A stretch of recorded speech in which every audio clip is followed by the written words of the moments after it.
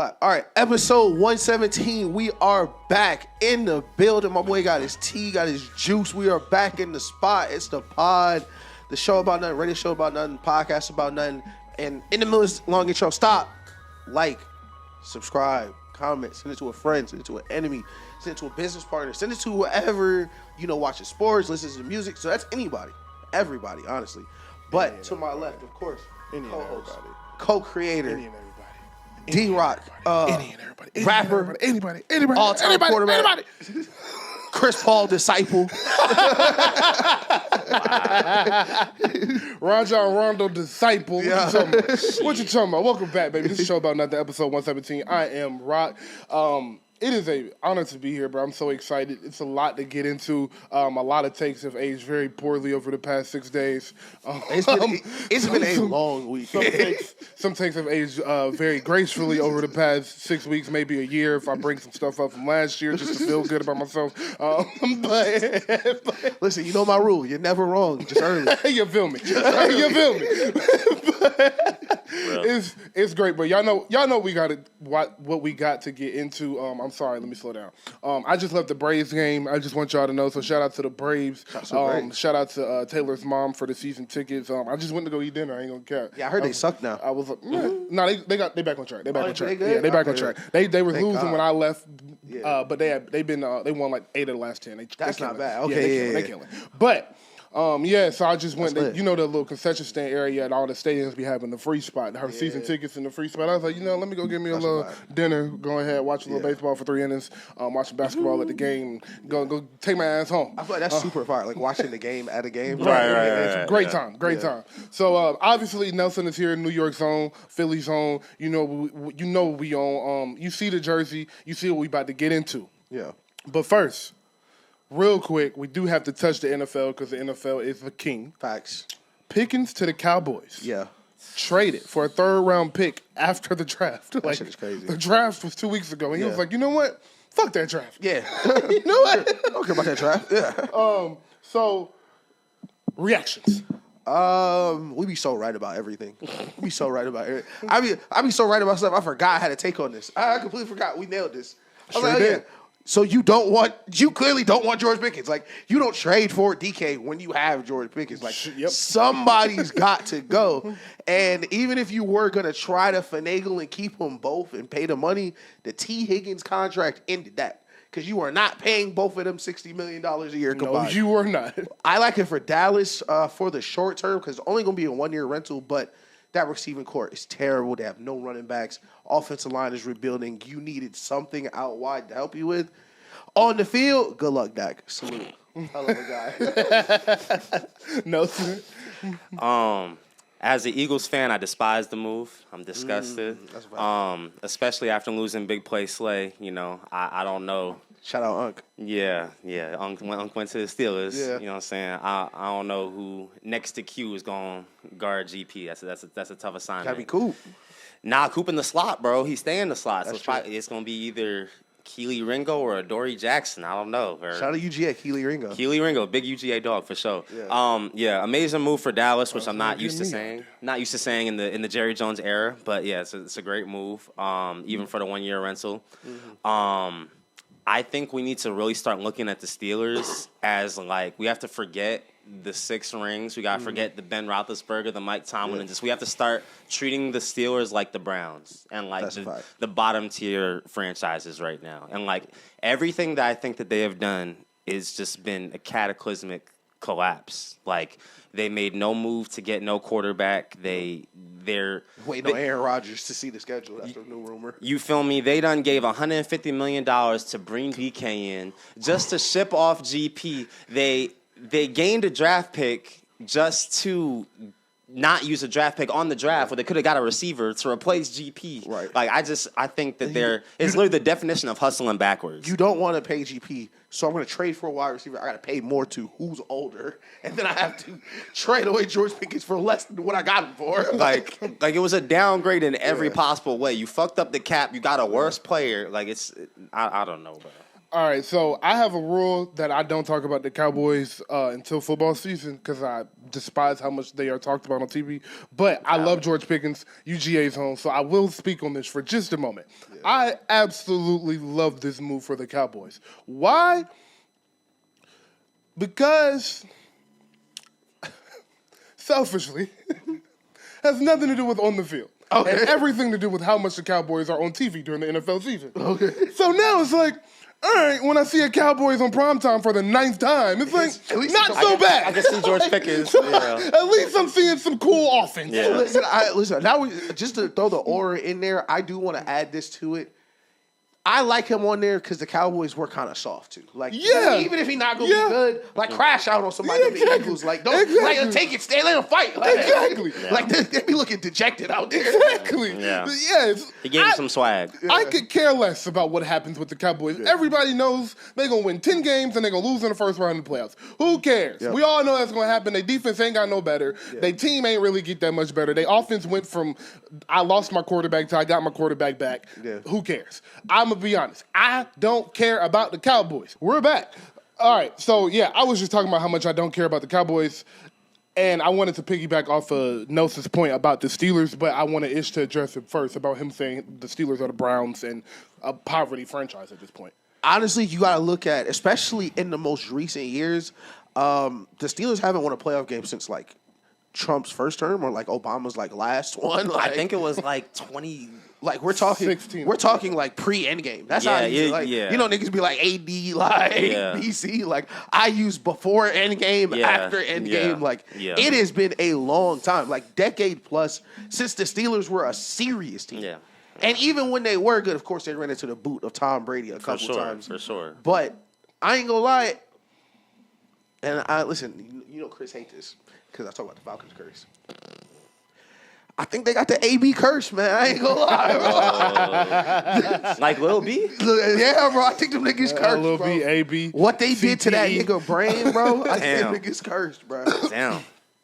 I agree, man. I just not about the AB, maybe, but the Steelers are a terrible franchise. Yeah. I hate when franchises are consistently in limbo. That was my frustration with the Falcons, and it was like.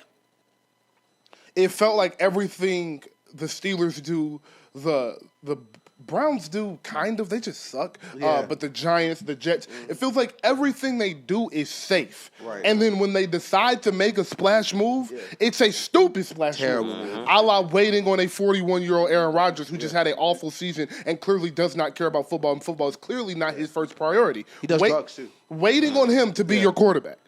The Jets did the same thing the year before. At least the year the Jets signed Aaron Rodgers, he was coming off a great season, and it was like, okay, maybe he still has a little bit left in the tank, and then he pops his Achilles. But those franchises are so frustrating to watch just as an NFL fan. I'm not a fan of the Steelers. I'm a Ravens fan. I could care less about the Steelers being bad. But it's so frustrating because it's, like Nelson said, what are you doing? Like, you're just hustling backwards. Yeah, poor TJ Watt. So it's not much more to say. I don't get it. I don't get it. But let's move on to hoops. Yes, sir. For the first time ever in the semifinal round, all 4 teams lost their home game, which is insane. So I wanted to start off before we got into each individual series and ask which road team should be worse. At the time we are recording this, the Knicks have just lost and are down 0-2. Boston just lost and are down 0-2, and Cleveland has lost and they are down 0-2 as well. Who's in a worse position? Who's in a worse position? Who should be the most worried out of the 4 home teams?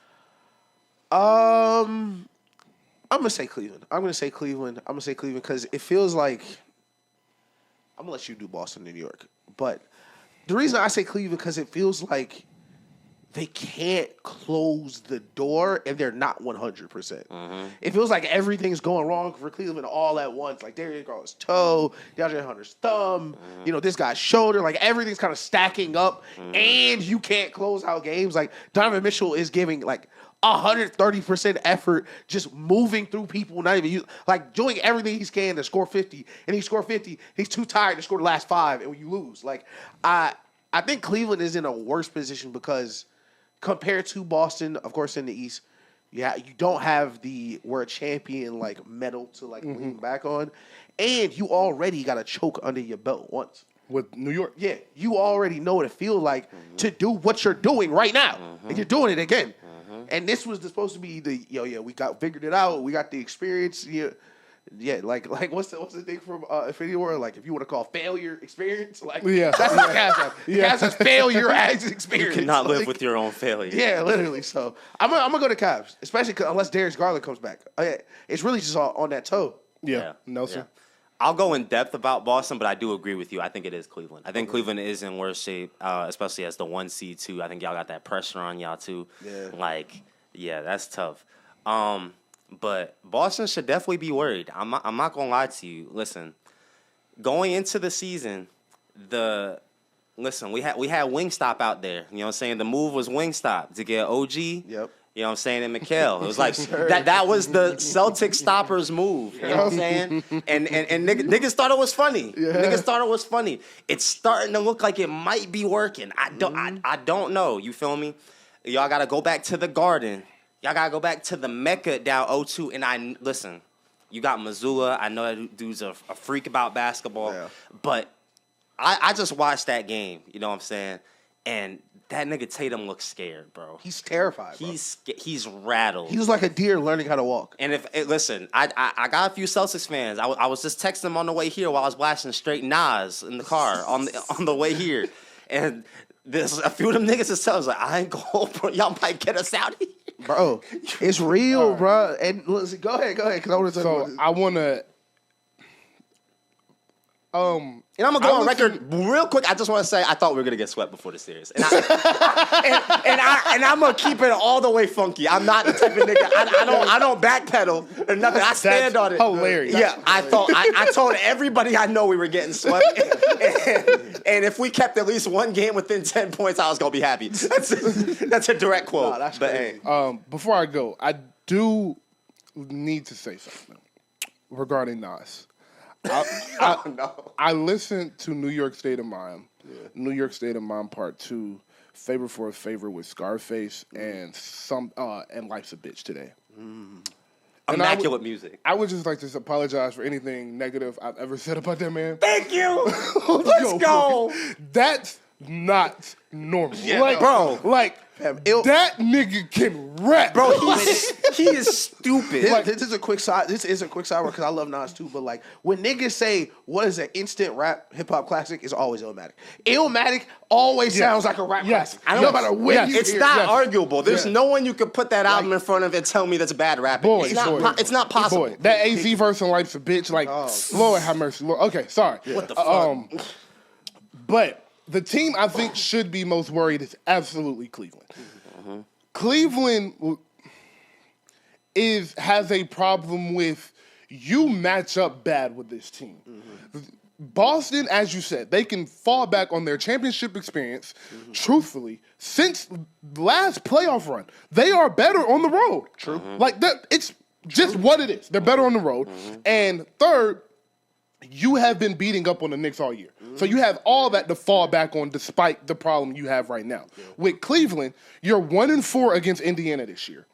You are missing your second best player, your point guard who's controlling the tempo, and that is why Cleveland is in the problem they are in. Because Rick Carlisle is an offensive genius. When you have an offensive genius as your coach, their favorite thing to have is a point guard that understands how they want the game to be controlled.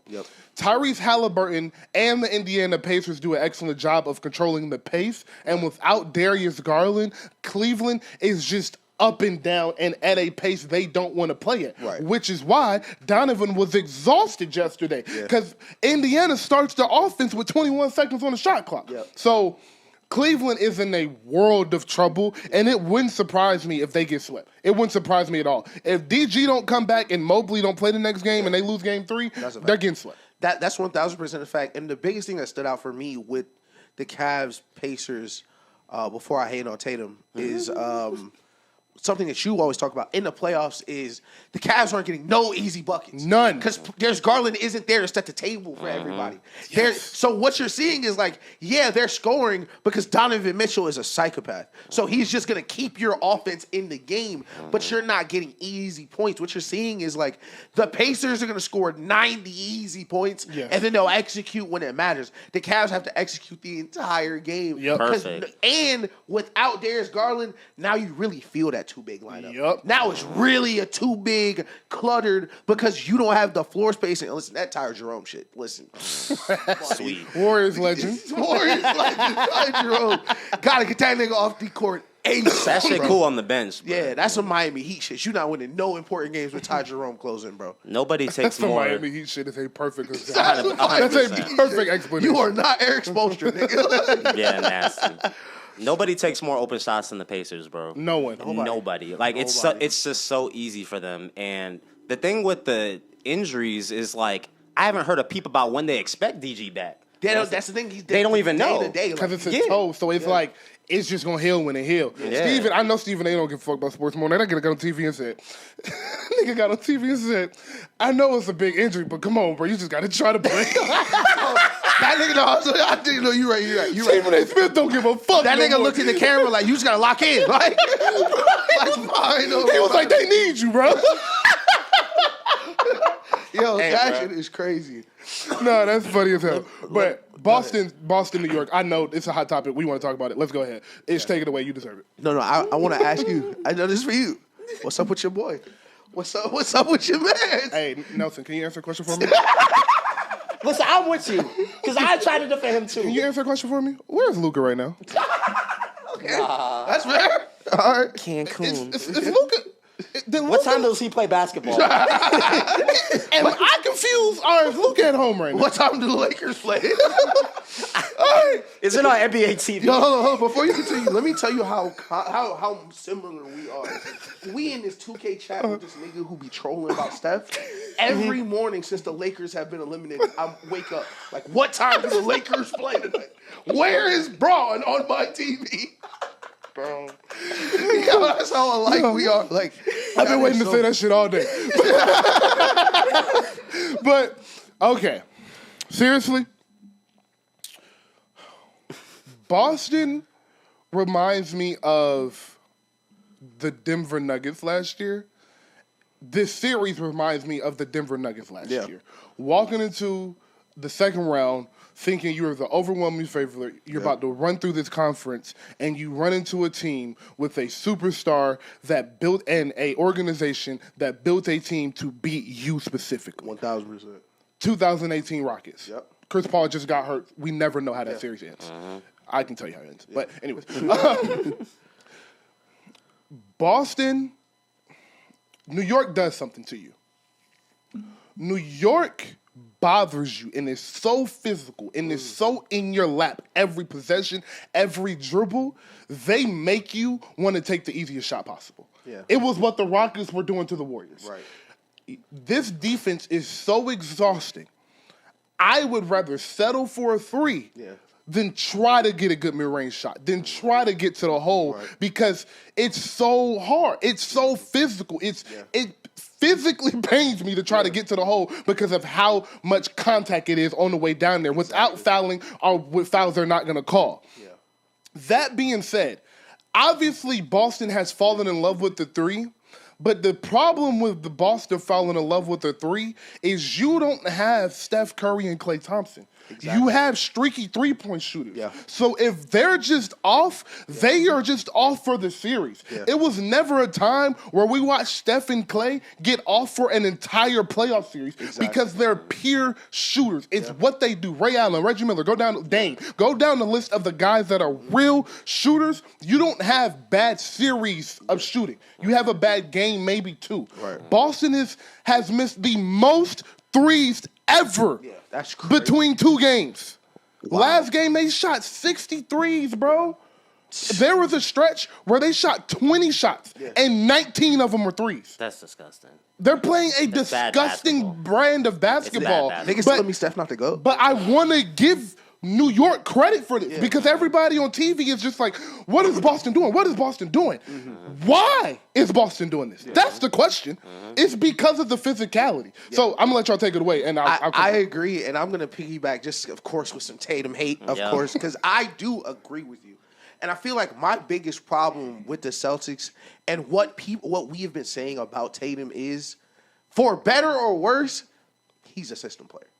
Because what is frustrating about the Celtics is, and Jaylen Brown sometimes will do this, you'll see Drew Holiday will sometimes do this, sometimes the great players, and Jay Tatum will do this to his credit sometimes as well, will be like, all right, enough fucking threes, bro, and go get a bucket. Go get something outside of the system and just keep the lights on. But no, they are so in love with this system, with this mindset of it got to be done this way. And that is the most frustrating thing is it's no rules in basketball.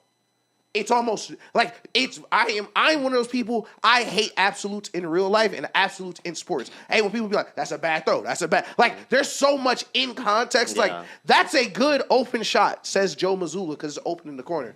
Well, if you've just missed 16 of the last 18, maybe it's not open anymore. Like, some shots are open for a reason. And what you're saying is why such a bad matchup for the Celtics is the Knicks force you into that path of least resistance. It's like, this is kind of what we want to do already, and you're giving us this excuse. Like, all right, they're physical. Tatum at the postgame, like, we should play without the refs. Shut up, bro. Like, dog, that shit is so annoying. Said that? He said we should be playing without refs. Like, dog. That's the playoffs, Like, he didn't even watch the Western Conference playoffs yet. I want to piggyback off of what you said because that was exactly where I thought you were going to go. Yeah. And how I wanted to wrap up what I was originally saying was those moments, the 20-2 run they just went on in game 2, which is atrocious, and the entirety of the fourth quarter and game 1 as well, are the moments I'm looking for Tatum to prove why he's supposed to be the face of the NBA. Why I'm supposed to be validated and saying he's better than Luka Doncic. Why we're supposed to be having a conversation after they repeat, is he the best player in the world? Those are the moments where Jason Tatum is supposed to show you I'm a 6'9", 6'10" forward, and nobody can stop me from doing anything I want to do on this court. Literally. And in those moments, Ash is just said, well, that's not what the system says us. Literally. That's not what the system says to do, so that's not what I'm going to do. Right. And that is a problem with his mentality, with the shape of who he is. And that comes with going to Oak Hill, playing within the system. Going to Duke, then playing within the system. Then coming to the Celtics with all of that talent and playing with the system. And like you just said, going to play AAU, and it's 9 NBA players on your team, so you're playing within the system. So you've never had to go take 25, 30 shots, which is why we always say in the playoffs, I love volume shooters. Fuck that shot percentage. Get them go get me a bucket. Get them hoes up. Because I just watched the New York Knicks go on a 20-2 run in the fourth quarter. And not once did Jason Tatum come off a pin down, catch it at the mid post, and say, you can't guard me. It was none of that. Right. And then what happened at the end, Nelson, when they needed a bucket? Full court, straight to the hole, dunk. You can't fucking guard me. Where has this been? Right. Where has this been? Exactly. But again, I need to give New York credit because they are playing their asses off. Nelson, take it away from the perspective of what has surprised you the most about what New York has been able to accomplish? One thing that I'll really say that I underestimated is I'll say I don't think any of this is possible without the Detroit series. That's a fact. I think that think that was a really shout out Barry. For sure. Always. Shout out Barry. Hey, GG is my boy for sure. Yeah. Hey, but I think that was the perfect team because listen, like I said, like if you've been following my Knicks takes throughout the year, you know what I'm saying? I had not many expectations for us. We got swept by pretty much every contender throughout the regular season. Yeah. You know, I'm not a believer in Tibbs, so on and so forth, all these things. I think that we got the most gritty matchup that really, like, you couldn't fuck off. And it's like, you know, as a 3 seed playing a 6 seed and, like, almost getting humbled a bit. Like, they was trying to punch us in our teeth. Yeah. And I really think that, like, coming out on top and punching them back and really getting their footing, I think stepping into the Boston series has allowed this to be possible. Can I add real quick? winning 3 games on the road as well. 100%. 100%. Yeah, like I think they're comfortable on the road, man. Exactly. Like I think that they don't think there's nowhere they can't play and get a dub. And playing down, like even in the Pistons series too, like there was just so many. Like I know it's a game of runs, and we see it across the NBA now. It's not nothing new, but like that team is comfortable no matter what the fucking score is. Like that we are gonna go and get some buckets. And I think, listen, and real quick sidebar, but niggas was trying to tell me K was the best point guard in the East, and we gotta talk about the clutch player of the year, Jalen Brunson. We gotta give credit to Jalen Brunson. Listen, I don't know where the team's gonna go. I'm not gonna get ahead of myself, but I'm saying niggas told me nothing was possible with him being the best player on the team. We gonna see what happens. I'm niggas. He is niggas. It's multiple niggas. It's multiple niggas. I am niggas. I ain't gonna lie. It is multiple niggas. But listen, at the bare minimum, like, you know he's not going to fuck off. If we lose, like, it's not going to be because of him. Yeah. Like, I can feel confident, like, that's the superstar of my team. Yeah. You know what I'm saying? Like, for sure.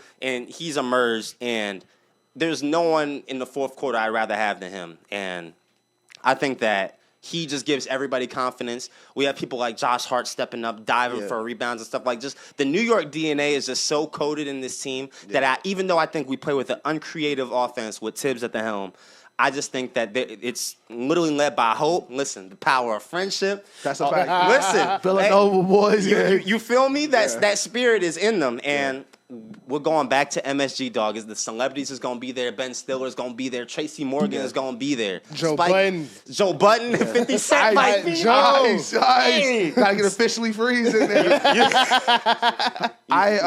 Just look at you. We looked ahead to Game 3, just right there. Karan in the chat said, Tatum legacy game. I replied, Tatum legacy game, threatening.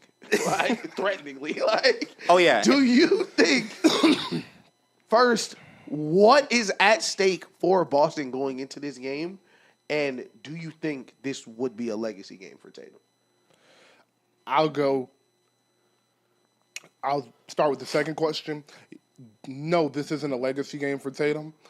This is just another important playoff game for him because it's the second round, and fortunately, there is now parity in the NBA. Facts. You not going back-to-back is normal. Normal. No one has been back-to-back since the Warriors. They said no champ has made it past the second round in like the last 5 or 6 years, I'm not running victory lap because I don't want to jinx y'all. Because I do hope the Knicks are able to hold this off because stranger things have happened. For sure. Still a long series. 100%. But a couple months ago, I was like, the whole dominate the league for the rest of time shit, like, it feel like that late March, early April would be like, man, this is the best team ever. And then something weird happens. Like, something weird happens. You break the record for missed shots in a game.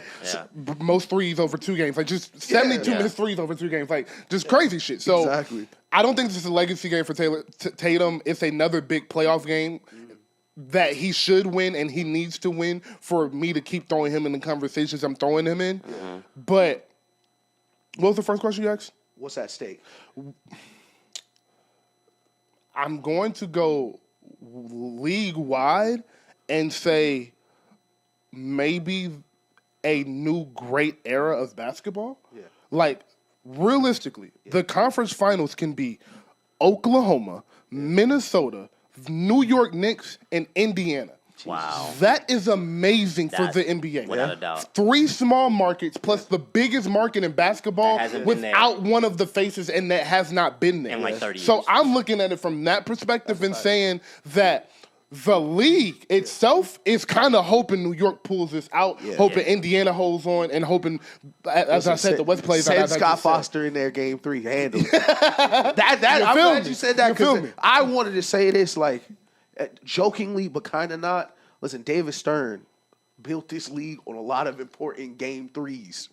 Adam Silver, make sure we got the right crew in New York to make sure this go the way it need to go for the league. No. And also, just to piggyback off that real quick, I think everyone can agree this has been an amazing playoffs so far. For sure. Absolutely amazing. And I really want to actually give flowers to the officiating. I don't think there's been officiating we can complain about. They've been letting these niggas play, dog. Yes. I love that. I'm glad you mentioned that because I do want to talk about that just briefly. I want to ask you, do you feel like them not playing this way the entire regular season is affecting a lot of the younger teams that aren't used to scoring in playoff settings more than it is 100%. the older teams. Without a doubt. Yes, but I'm okay with it. I'm okay with that because that is a part of the growing pains with the playoffs. Yeah. You figure it out. I don't think this style of play is not sustainable for 82 That's a games fact. with Facts. these type of athletes. Yeah, that's a You fact. can't. How the Rockets were playing the Warriors, you can't let somebody do that for 82 games. hell no. Everybody's going to end up hurt. Yeah. Hell no. How they manage and it's ticky tacky through Christmas. On Christmas, we let you play a little bit because we got a lot of people watching, and then as we get out of All-Star break, we're gonna let a little bit more contact, let you see what the playoffs is like. On the big Sunday games and the Saturday games, we're gonna really let you play, and we're gonna work your way into that. So that is exactly what they're doing, and I don't have a problem with that at all. Do you?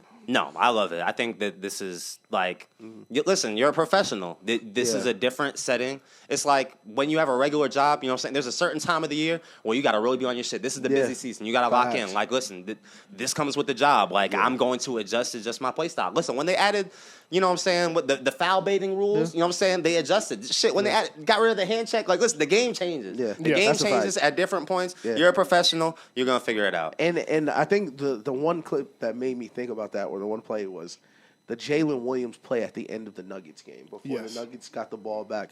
You catch on that left wing wide open jumper, probably the best look you'll get at this play. Yep. Instead, you turn it down, go to the rim, looking for contact. Looking for a foul. And you get to contact, you're not getting that call. No, you're not. Against the champion Denver Nuggets. You got to learn that. Yeah, you gotta learn know it. that. You gotta know to shoot that. Yep. But Jalen Williams, young guy, he's thinking, oh yeah, this still contact. It doesn't matter. Nope. And now you are on the back, running the other way. So we haven't really hit them so far. It's a lot of things to get to. It's been a crazy week.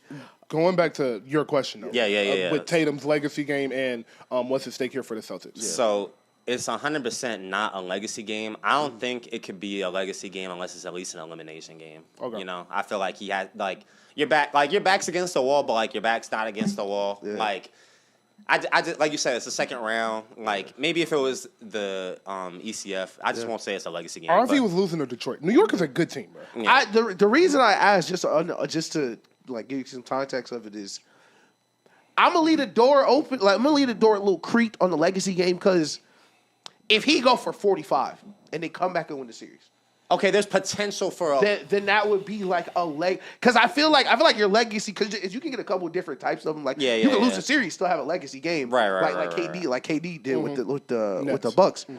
But I feel like eventually a path is going to need to be chosen for Jason Tatum. Okay.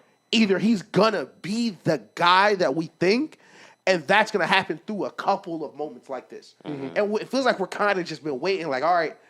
This is all right, next time. But so I think that's why I asked. Yeah, that's fair. I do want to go to game 2 just because it's so fresh.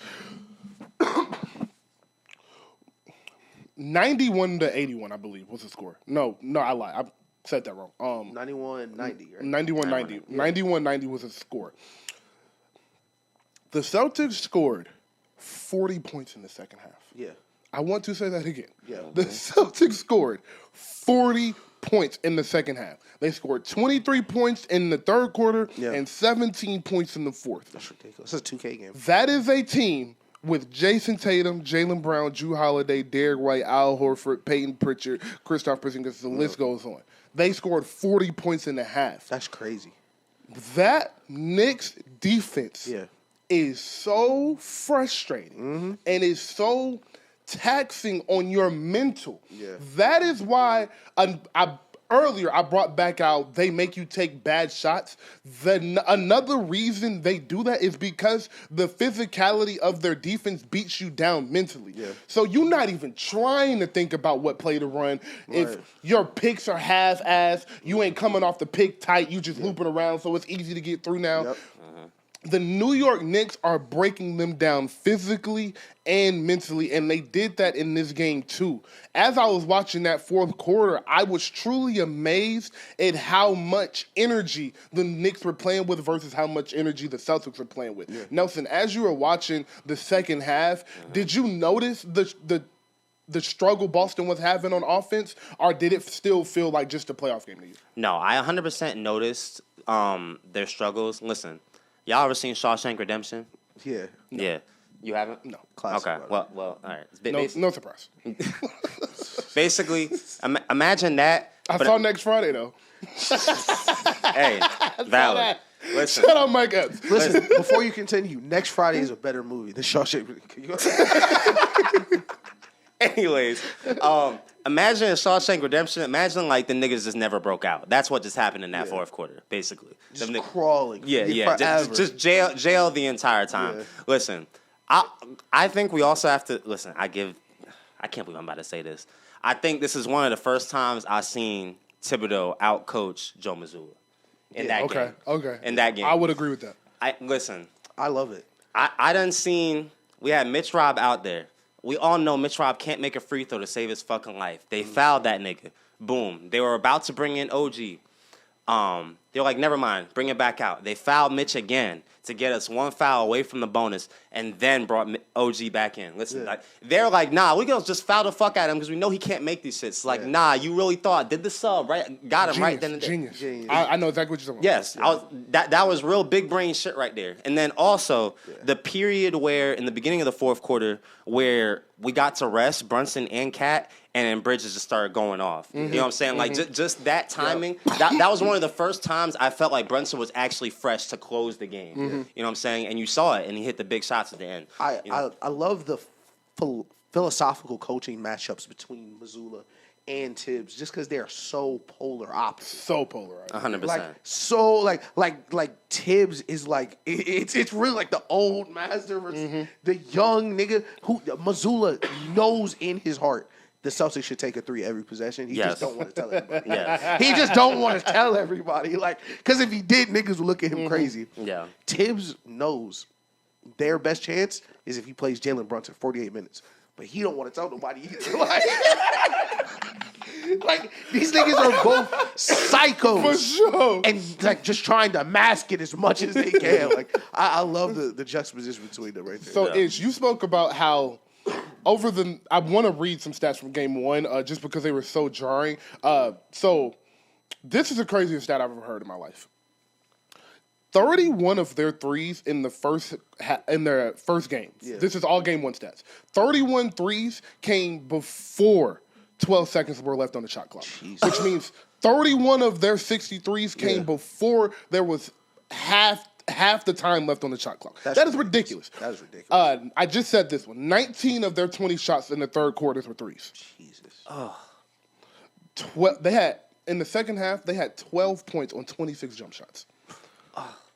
The whole third, you took 23s. Like, what are we doing? That is ridiculous. So I wanted to say that all this because before we started the show, Ish said, I'm tired. I want the Celtics to lose because of the nerd basketball, the nerd hoop. Yeah, for sure. And as you watch game one, you've watched game two. It hasn't worked. Yeah. And funny enough, we were having the same conversation with the Celtics last year, and they ended up winning the championship. But do you think it's time for the Celtics to at least tweak their philosophy? I think you have to up to a certain point because it's just no rules, bro.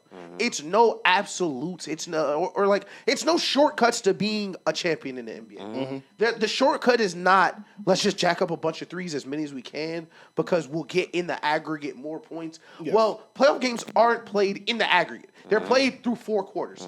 So if through the aggregate all season we've scored all these extra points, it doesn't matter because if you lose the last game of the season, nobody cares. And like the Celtics are in very dangerous territory because they are a great team, but they're gimmicky. Yeah. And gimmicky teams don't last. Elite teams that have structured foundation, they will last because they're going to do that for 5, 6, 7 years because it's never going to be the reason they lose. Like the reason the Spurs can throw the ball into Tim Duncan for 20 years is because good or bad, that's not going to be the reason you lose. Same with Kobe, Mike, Steph, players who are going to have a high risk, low reward. Yeah, literally a high reward, lower risk. Yeah, my fault. Like their floor is higher than someone volatile like James Harden, who's a gimmicky player. Yep. Like when you have gimmicks, that is your ceiling. So if the Celtics aren't making shots, you are not an NBA Finals team anymore. And you're just not going to make shots every night, especially versus great teams like this. And the one thing about jump shots not like that won't be in the box score of your effective field goal percentages. That shit is contagious, bro.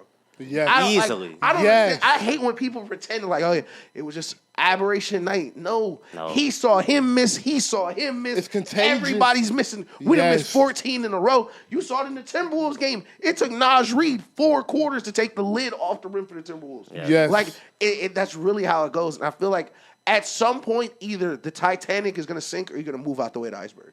Yeah, and I have a question, like, not to take it away from the Celtics, but I think... We for sure can. No, for sure, but, like, also because...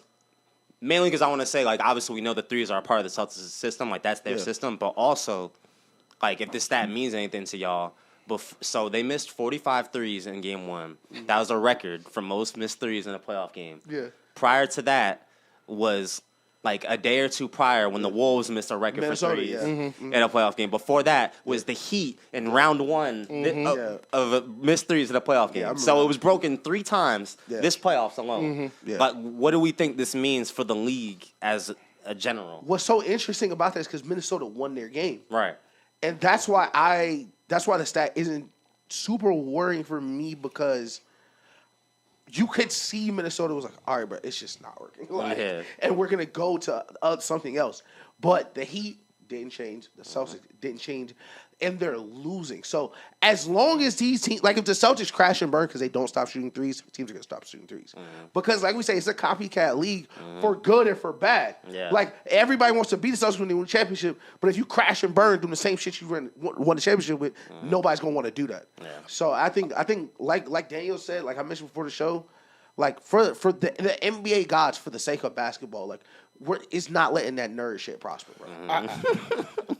The Heat, who gives a fuck? Yeah, they were ass. Them niggas was just playing Shout around. out Tyler Hero. But the Timberwolves, if you go back and watch that game, they shot 42 threes, or 45 threes. 38 of those were good shots. They were just missing. So you leave that up.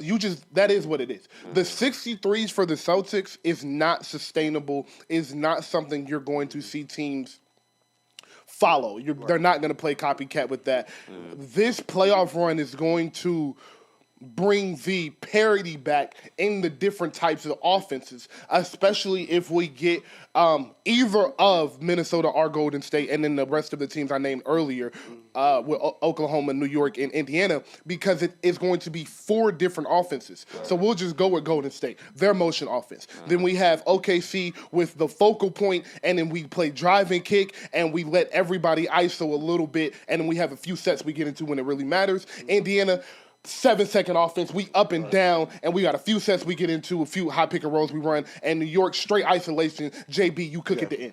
Right. So it's going to be 4 different play styles in the conference finals. So the NBA is going to be looking at like, all right, we just got to build a team around our best player strengths. And it's not going to be, we got to copy the Celtics. We got to copy the Warriors. That is actually what I think is happening with this 3 points, with the Celtics, with no team being able to go back-to-back. It's nothing to copy. It's everything is different every year. So I think it's going to bring some individualism back to the NBA. That's what's up.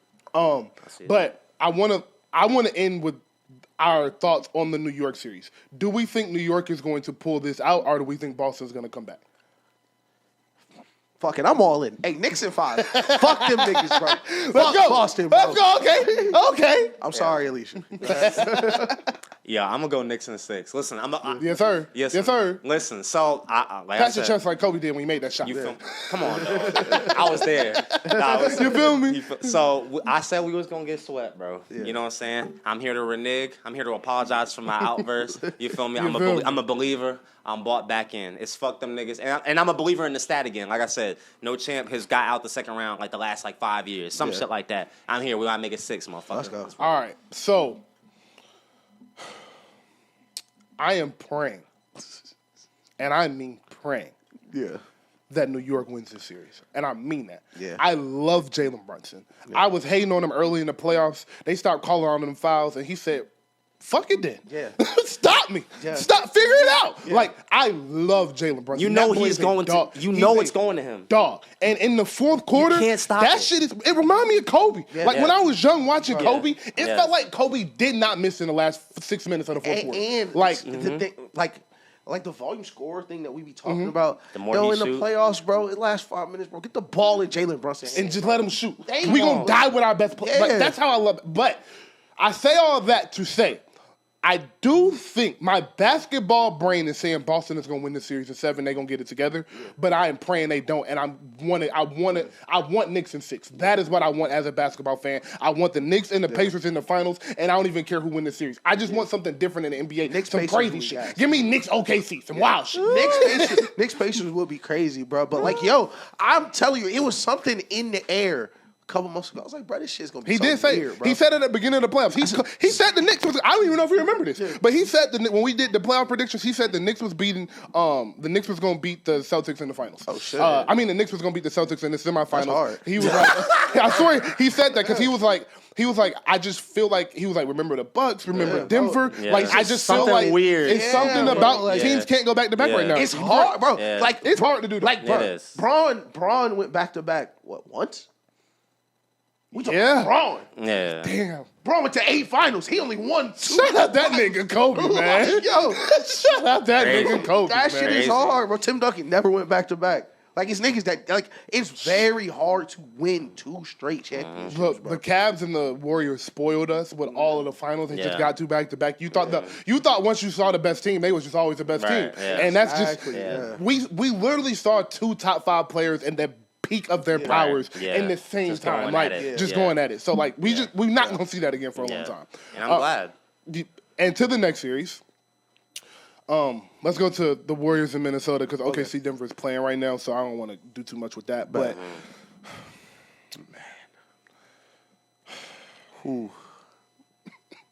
And you fucked the city up with that one. Let it out, King. Let it out, King. Fuck the city up with that one, twin.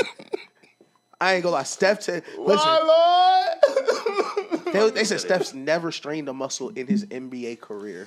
it can't. Oh my god. He has never strained any muscle his entire career. Oh my god. All right, y'all.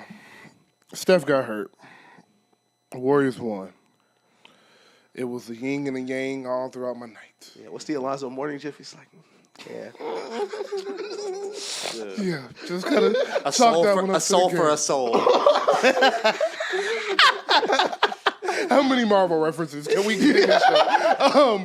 The hardest sacrifices require the strongest will. Steve Kerr, what did it cost? Everything. They know such a real nigga. I'm sorry. That nigga cold as a bitch. All right. I want to start off with props to Steve Kerr. Yeah. This playoff run, low-key, he has been amazing. He was cooking that nigga last night. Steve Kerr has been coaching his ass off. Yeah. He was whipping Ime ass the first 4 games. Got him game 7, and last night he was coaching circles around Chris Frank. Nah, I think Steve Kerr was trolling because he just started putting in niggas just to see how he would react. Like, he just started throwing lineups out there just to see what the nigga would do. We had crazy numbers out there. It was 61, 17, 94 at the same. What the fuck is going on the Warriors? But yeah, I'm sad. Because Ish had been tweeting. We had spoke about this a couple times during the season. He thought the Warriors were about to smash the Timberwolves because of the play styles just don't match. So the verdict has come out. Steph is going to definitely miss games 2 and 3. The game, they said it's a week. Game 4 is on a Monday. That's about 6 days, so they may reevaluate depending on his circumstances. But they gonna get that horse tranquilizer. So game 4 is a strong maybe, but I think if the Warriors win game 3, it's no chance he plays game 4. Okay. That's fair. But so we'll say he's back by game 5. And we're going to say, just for the argument to make it, because obviously they go down 3-1, it's probably wraps. But let's say 2-2, Steph comes back game 5. How are we feeling about the Warriors, the series? Let's start with, what did you see last night that gave you confidence in the Warriors? Well, I'll pick up from what you said leading up to it, and we previewed this series. I was very bullish, and for those that don't invest in the stock market, that's like up on it. Like, I was very under, like I'm thinking this is gonna happen. Like, everyone kind of had it backwards the way we did in the first couple rounds. We thought the Minnesota was the worst possible matchup for the Lakers. Yes. And Houston was the worst possible matchup for the Warriors. Yes. And going into the next round, I thought it was the complete opposite. The Wolves are not built to stop a Steph Curry offense because Rudy Gobert isn't built to be on a court with a Steph Curry offense and a Draymond Green defense. Exactly. That is the problem. Like, what we talked about going into the Lakers series was if you can get Rudy active on offense and a part of the team, a part of the flow, everything gets better. Draymond not letting none of that shit happen. You saw the first couple minutes up until Steph hamstring injury, everything was going exactly how I thought it would. Mm-hmm. The Wolves are going to have a tough time scoring because the Warriors do have not only the better coach, but the better defensive player and a better defensive scheme. And Jimmy Butler, Draymond Green are a better defensive combo than Jaden McDaniels and Rudy Gobert. But to your question about looking forward in the series, and great analysis, by the way. Yeah, for sure. And I don't want it to sound hot takey. Listen, man, I think they could do it without that nigga. No cap. I don't think that's crazy. I don't think they can win the championship. Listen, of course, I don't think they can win the championship. I don't think they can get out the West without Steph. But Jimmy Butler is one of them niggas, bro. He gets flipped. Bro, he flipped that switch and he one of them players. Jump out the window. Every time we think, oh yeah, this is what's going to happen, he do some other shit. He going to jump out the window. Literally. And I think this is Jimmy's opportunity. You did what you did to get out of Miami to compete. You are one of the best playoff performers of this generation with several playoff moments. But you don't know how much time you got left to compete. And that is the same thing with this Warriors team. Fam, 7 days. Give me 7 days of number one option, Jimmy Butler, Draymond Green, and Steve Kerr, and I think they could beat this Timberwolves team. Nelson? I can agree with you. My only thing I would say is I'm not going to count on Ant to fuck off like that again. That's facts. I'm not going to count on Ant to fuck off like that again. You got a major stinker from Ant and a major stinker from Randall. Randall's been good these playoffs. Listen, I'm not going to go to bat for him to former Nick. You feel me? I've seen playoff Randall. You know what I'm saying? So the last round was a pleasant surprise, but I also think the Lakers were an unserious team with just two great stars and no rim protection. You feel me? So, like you said, to the defensive scheme of the Warriors, I do think that could be a problem for Randall the entire series. But I think Ant is just Ant, and I know he's not going for that again. So listen, I think that no matter what, I honestly, bro, as much as I agree with your analysis on the schemes, I really just think the Wolves are one of those teams, like, they just not going to lie down for nobody. Like, nobody whatsoever. They're just one of those teams, I feel like they could take any team in the league to 6, you know? And that's just the way that I see them. And, you know what I'm saying? I think that, like you said, if Steph get back and it's 2-2, you know what I'm saying, full steam ahead for the Warriors. Because at that point they would have took them to 6. You know what I'm saying? But I don't think that they're just gonna run off on them. But I'm a big believer in Jimmy Butler. And listen, them winning the game that Steph went out in the game, I think was huge. Now they're gonna coach and plan for Steph to be out. You know what I'm saying? Like now they're gonna have schemes where they know Steph's not playing, and I think that they're gonna come out with a better game plan. But the Wolves are gonna be ready for that too. I think that it should be. I think it'll be a competitive series, and it's sad. I wanted to see Steph and Ant go at it for the majority of it, but I count on Ant to step back though for sure. I want to go big picture right now because it just started off with a lot of people had this backwards where they thought this was a bad matchup for Golden State. And I wanted to just get into a little bit more detail on why this was not a bad matchup for Golden State. So the Minnesota Timberwolves game is we're going to let Ant drive. We're going to let Ant do what he do. Ant is going to play his offense how he plays his offense. Randall's going to play his offense how he plays his offense. And everybody else is going to flow off of that. And we're going to let Jaden Daniels get 4 or 5 times down to cook how he wants to. And that is their offense. The problem with that style of offense is it does not create consistent, easy buckets. And if you don't create consistent, easy buckets against the Warriors and you allow their defense to just sit in front of you and watch you try to take Pods and Jimmy Butler and Kuminga off the dribble all game, we're going to live with that. The problem and why the Rockets matched up so well with them was because they were so physically physical defensively. Right. They were so physical on defense that it affected the Warriors' offense. Right. And the difference between the Rockets and the Timberwolves, they both have really great defenses with really great defenders. But the Rockets' defense, you feel all throughout the game and that night when you go to bed. Yeah. The Timberwolves, you just know they got good defenders. Yeah. You don't feel them. They not in your grill. They not letting you breathe. They not pushing you, bumping you, grabbing you, tackling you as you come off the screens like the Rockets are. And then when it comes to closing out the possession, Steven Adams, when that ball touches his fingertips, you ain't touching it. Yeah. It's over with. It is over with. Yeah. Amen Thompson, when he come flying through the sky to get that ball, you're not taking it from him. Yeah. Dylan Brooks, Flair VanVleet, go down the list. Yeah. The guys going for them rebounds on the Rockets was not letting shit slide, and on the offensive glass and on the defensive glass, everybody was crashing every time down. Yeah. Gobert is soft. He gets the ball taken from him all the time. And bad hands. Julius Randle does not play hard enough to consistently rebound. That's not his game. He has never averaged over 8 rebounds a game in a season for that reason. Right. That is also why I like Jason Tatum so much, because he rebounds so well. Thanks. But the Timberwolves are not a great rebounding team. I got out-rebounded last night, and the Warriors had 18 offensive rebounds. Yeah, so that is why the Warriors match up well with them, because the Warriors are a great rebounding team. Mm-hmm. They're an excellent defensive team, especially in the half court. The Timberwolves don't have a great half-court offense. That doesn't match up well. And the Timberwolves are known to give up offensive rebounds because not everybody crashes, and they aren't a great defensive rebounding team either, or offensive rebounding team. So the Warriors have an advantage there. All that to say, I agree with Ish. I do think they can win the series without Steph. It's going to be hard as fuck. It would have to be a Jimmy Butler series. And nobody would be able to score 100 points. And those are nasty. Yeah, exactly. It's a Miami Heat series. Perfect. Yes, exactly what you're saying. So yes, but it is possible for the reasons I just laid out. And then you just spoke to Draymond.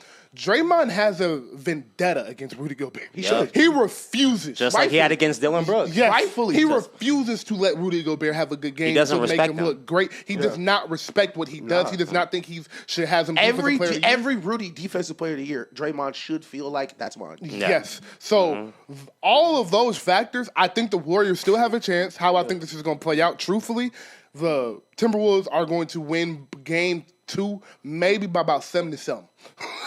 They gonna put their foot in the Warriors' ass in game 2.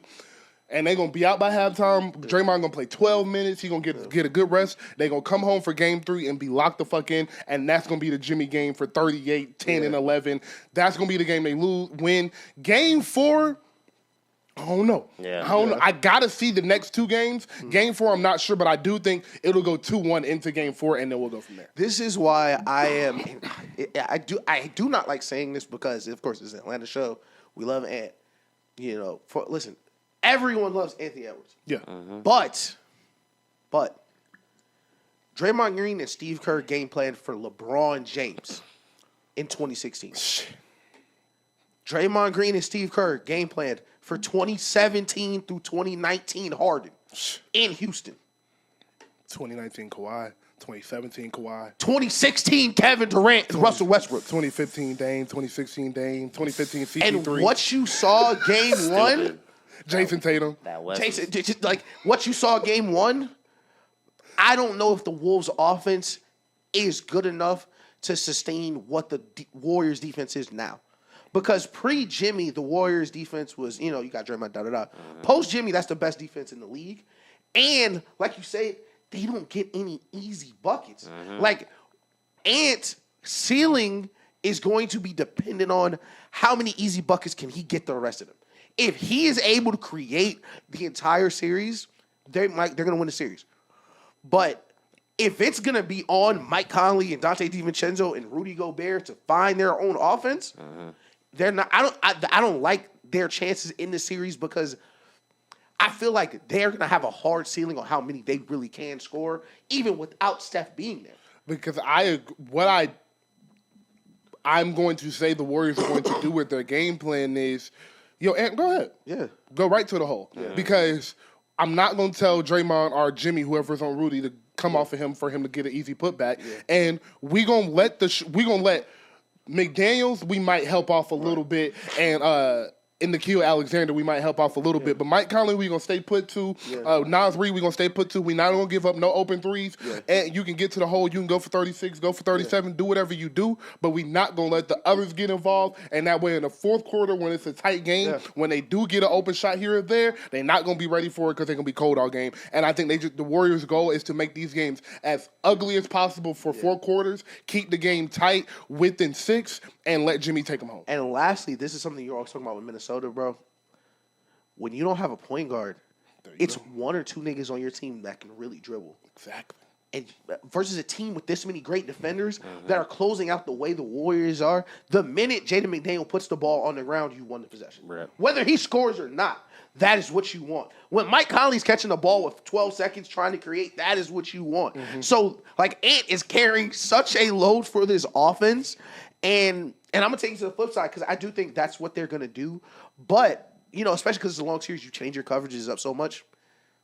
Listen, Draymond going to guard that nigga one of these games. Ant? Yeah, he's going to take Ant for 5, 6. Yeah, he going to take Ant for a quarter. And it's going to be on you. I agree. It's going to be on you, 5. And I can't wait. Bro, I can't wait. I can't wait. Send him, Listen, bro. I love watching Draymond right now. Bro. I love watching I'm not going to lie. I love that. It's beautiful. And I love...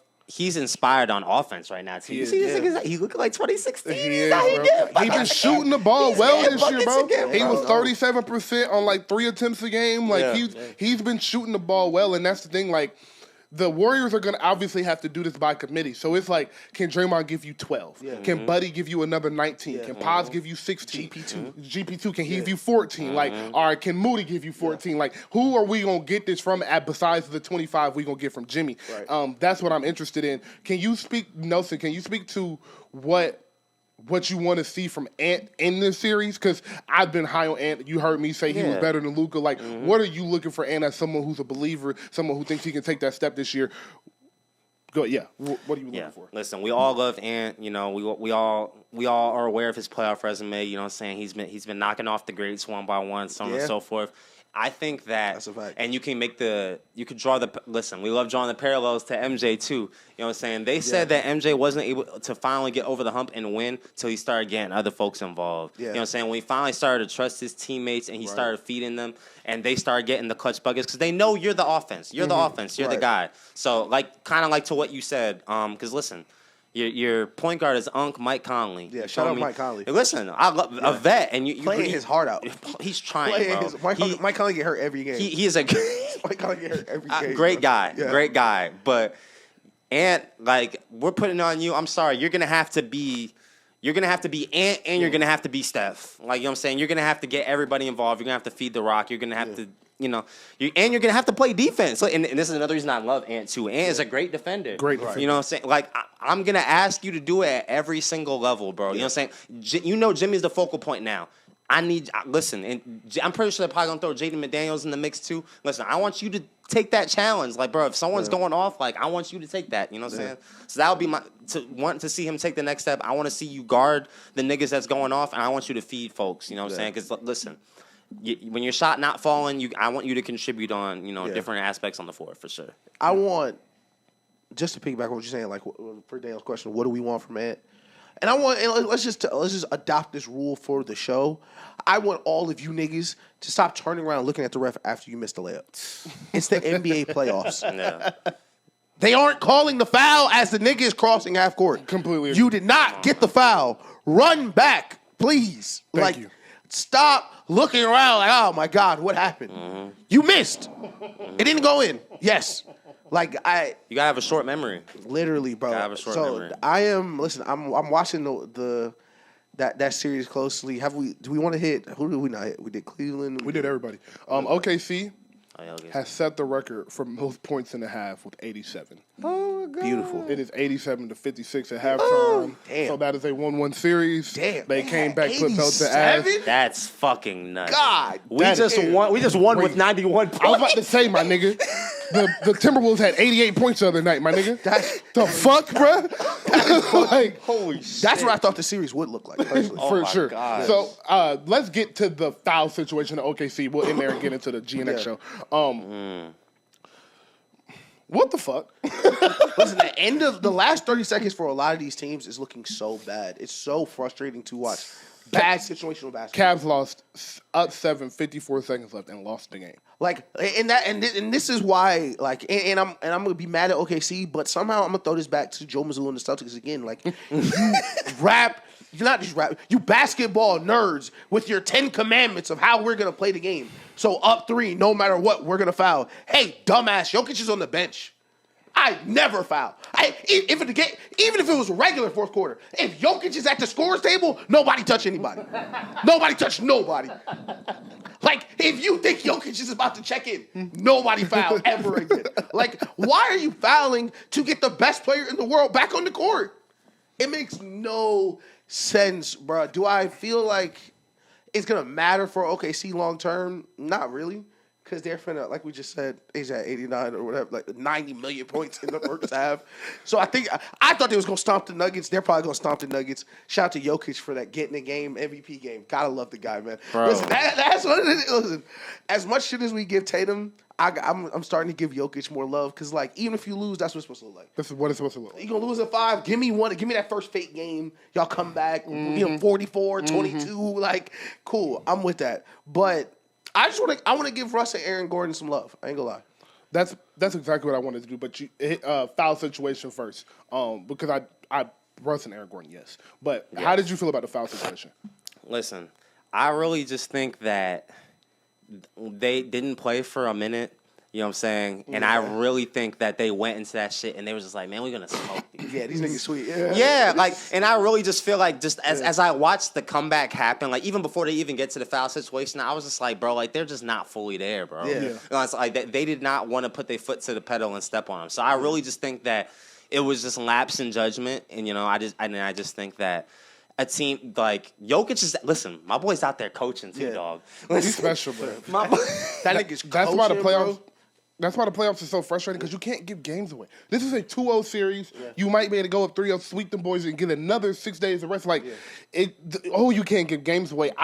The problem with the fouling is, first off, I'm happy that it ended like that because that should be taken out of basketball. Yeah. You should not be able to be down 3 in the professional basketball league, the greatest league in the world, and foul because you scared somebody going to make a 3 to tie the fucking game. Yeah. Grow the fuck up. That's stupid. Nerd hoop. Nerd hoop. But anyways, if you're going to foul, let some time run off the clock. They fouled at 11.4 seconds, and they were fouling again at 10.3 seconds. Yeah, it made no what sense. are you? No. Your job, if you're winning the game, is to shorten the game, not make it longer. Yeah. It made no sense. It was stupid. It lost them the game. Yeah. They didn't have to do this. Even if the Nuggets come down and hit a 3, the game is tied, and you have the best isolation player in basketball. Literally. Like, what was the point, man? What was the point? But Aaron Gordon and Russ. Listen, I want to definitely shout out Aaron Gordon and Russ. Shout out to Roby, too. Yes, shout out to Roby. First, I'm going to give Aaron Gordon some love. That's a champion. Aaron Gordon is a champion. Yes, he That is. is the type of role player you need on your team. Yes, it is. You're competing for championships. Fearless. From the minute he let it go, it looked good. Yes. It looked good coming out of his hands. Confident. No worried in the moment. And Russ, this is, let's this game aside from them down 70 at half, this has been the best stretch of playoff Russ since he had his Houston? own team. Yeah. Because he wasn't good in Houston. Yeah, that was true. a bubble. He was not good. Since he had his own team, bro. Consistently playing, of course, the Russ style of ball, but hitting that corner 3. Hitting that corner 3. I think I think that was the only 3 he made all games. At an efficient clip. He was great in the Clipper series. Yeah. He said it. He was like, you gonna feel my impact on the game. I'm just there to fuck shit up. He was like, sometimes it may be against my team because I'm playing so hard and I'm just so out of control. But like, he was like, my job is to come in and mess shit up and make you feel me. And he does that to the umpteen power. Like he is amazing, and it is the energy he plays with is contagious because it's like, dog, if he can go that hard, why can't I? Fam, he got an MVP. Like he got an MVP. He's a Hall of Famer this year, 16, 17, and he playing harder than everybody on the court for 8 points. In Denver, like, bro, like, if anybody, you can't teach that, bro. Literally, you can't teach that motor he got, bro. High elevation. He in the middle of Denver. We just fired our coach. If I wanted to phone it in, nobody be mad, but you're Russell Westbrook. So he's 1,000,000% pedal to the metal. It don't matter. Best regular season team ever, whatever they was called, the Thunder. He did not care. Like, Give a fuck. Yeah, nah. I definitely loved it from the Brody. And the questions after the game was super funny. Like, who would win, this team or the 2012 OKC team? Shut up. Don't fucking make me laugh. Shut up. Oh, listen. And I ain't gonna, just another sidebar. Shout out Roby. Listen, niggas forget how athletic KD used to be. Yes, they do. Niggas Yes, forget they how do. athletic KD Yes, they. used to be. Yes, Like, the fuck they KD do. used to be one of the craziest athletes in the world. In the world. Like, Yeah. man, y'all stop playing with KD, bro. Yo, they were comparing. They were trying to compare Kawhi and KD, bro. Listen, Bro, Kawhi had 39, and Listen, they was that like, was a crazy week. They was like, oh, do y'all know what would happen if Kawhi had been healthy? Yeah, if it he wouldn't switched be an no ankle. KD. KD wouldn't be nothing. He would suck. Yeah, we That don't might have been- won that championship. That might have been bottom 5 weeks on Twitter. I'm not gonna lie. I think I was actually miserable like that entire week. I was like why are some of you allowed to talk? Yeah, Like, ain't no Warriors back to back. We win that. disgusting. Yo, speaking of the Kawhi, this is a quick side, a quick elbow. Yeah, fuck you, Harden. Oh my god. I wanted to bring it up. Did we touch on Harden? No, bro. Can we talk about? Can we please talk about Harden? I don't have nothing to say. Can I say I something? do. They was calling Go that ahead. nigga better than Dwayne Wade, and I always thought them niggas was That was more transphobic. Them niggas, but- them Yeah, niggas, facts. like, they don't know how good D-Wade was. And that's, They really anytime somebody says that, that's all, you didn't see D-Wade like I did. That's it. And the thing That's is, it. for these, especially because we're so, like, it's 2025. Like, we are, like, D-Wade won a championship 20 years ago almost. Like, And also, like I like it just for that to set in. Like, it's a lot of niggas who legit did not see that No, commenting on the game. literally. Yeah. But I was arguing, Yeah. for these young niggas, they really don't understand because team sports in there, like, you know, it's really hard for them to understand, like, the importance of winning. If you're just a fan of it, like, if I'm a young nigga who's just a fan of Harden, like, I really don't get it. But that is the worst superstar postseason performer in the history of sports. 100%. Like, Yeah. like 100%. I don't know There's nothing any to say. player. It's inarguable. He's Aaron Judge every year. Like, he is worst case scenario every playoffs, without exception. Like, even if you go back to when he wasn't the guy, he cost Russ and KD in finals. Like, every stop Harden has went, he's put up a stinker. It's He insane. has 55 career playoff games with under 5 field goals made. For reference, his peers, LeBron has 9 in 22 years. Steph has 8, KD has 4. Jesus Christ. Career playoff games with as many turnovers as field goals made. James Harden has 42. Playoff games. Playoff games. Tough. LeBron has 17, Steph has 13, KD has 7.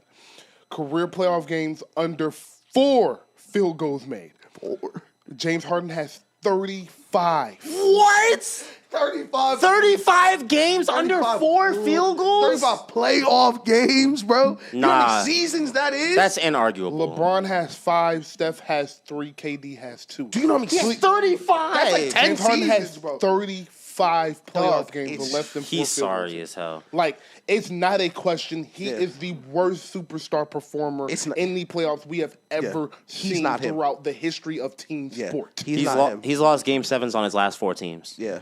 Got blown out. They were down, I think, 30 in all the games. Niggas be like, the Rockets was gonna win that series. No, the fuck they wasn't. Yo, no, the fuck they weren't. Listen, Like, we're not doing that. like, I be on, like, them weeks where niggas trying to rewrite the history. Like, man, if only the refs were calling fouls on James Harden step backs versus the Warriors, they would have won. No, they wouldn't have. They wouldn't have, because he's a choker. It wouldn't have mattered. They could have called the fouls. It wouldn't matter. He's a choker, bro. would've missed the free throws. He's Like, it doesn't fucking matter. Like, some niggas are just not him.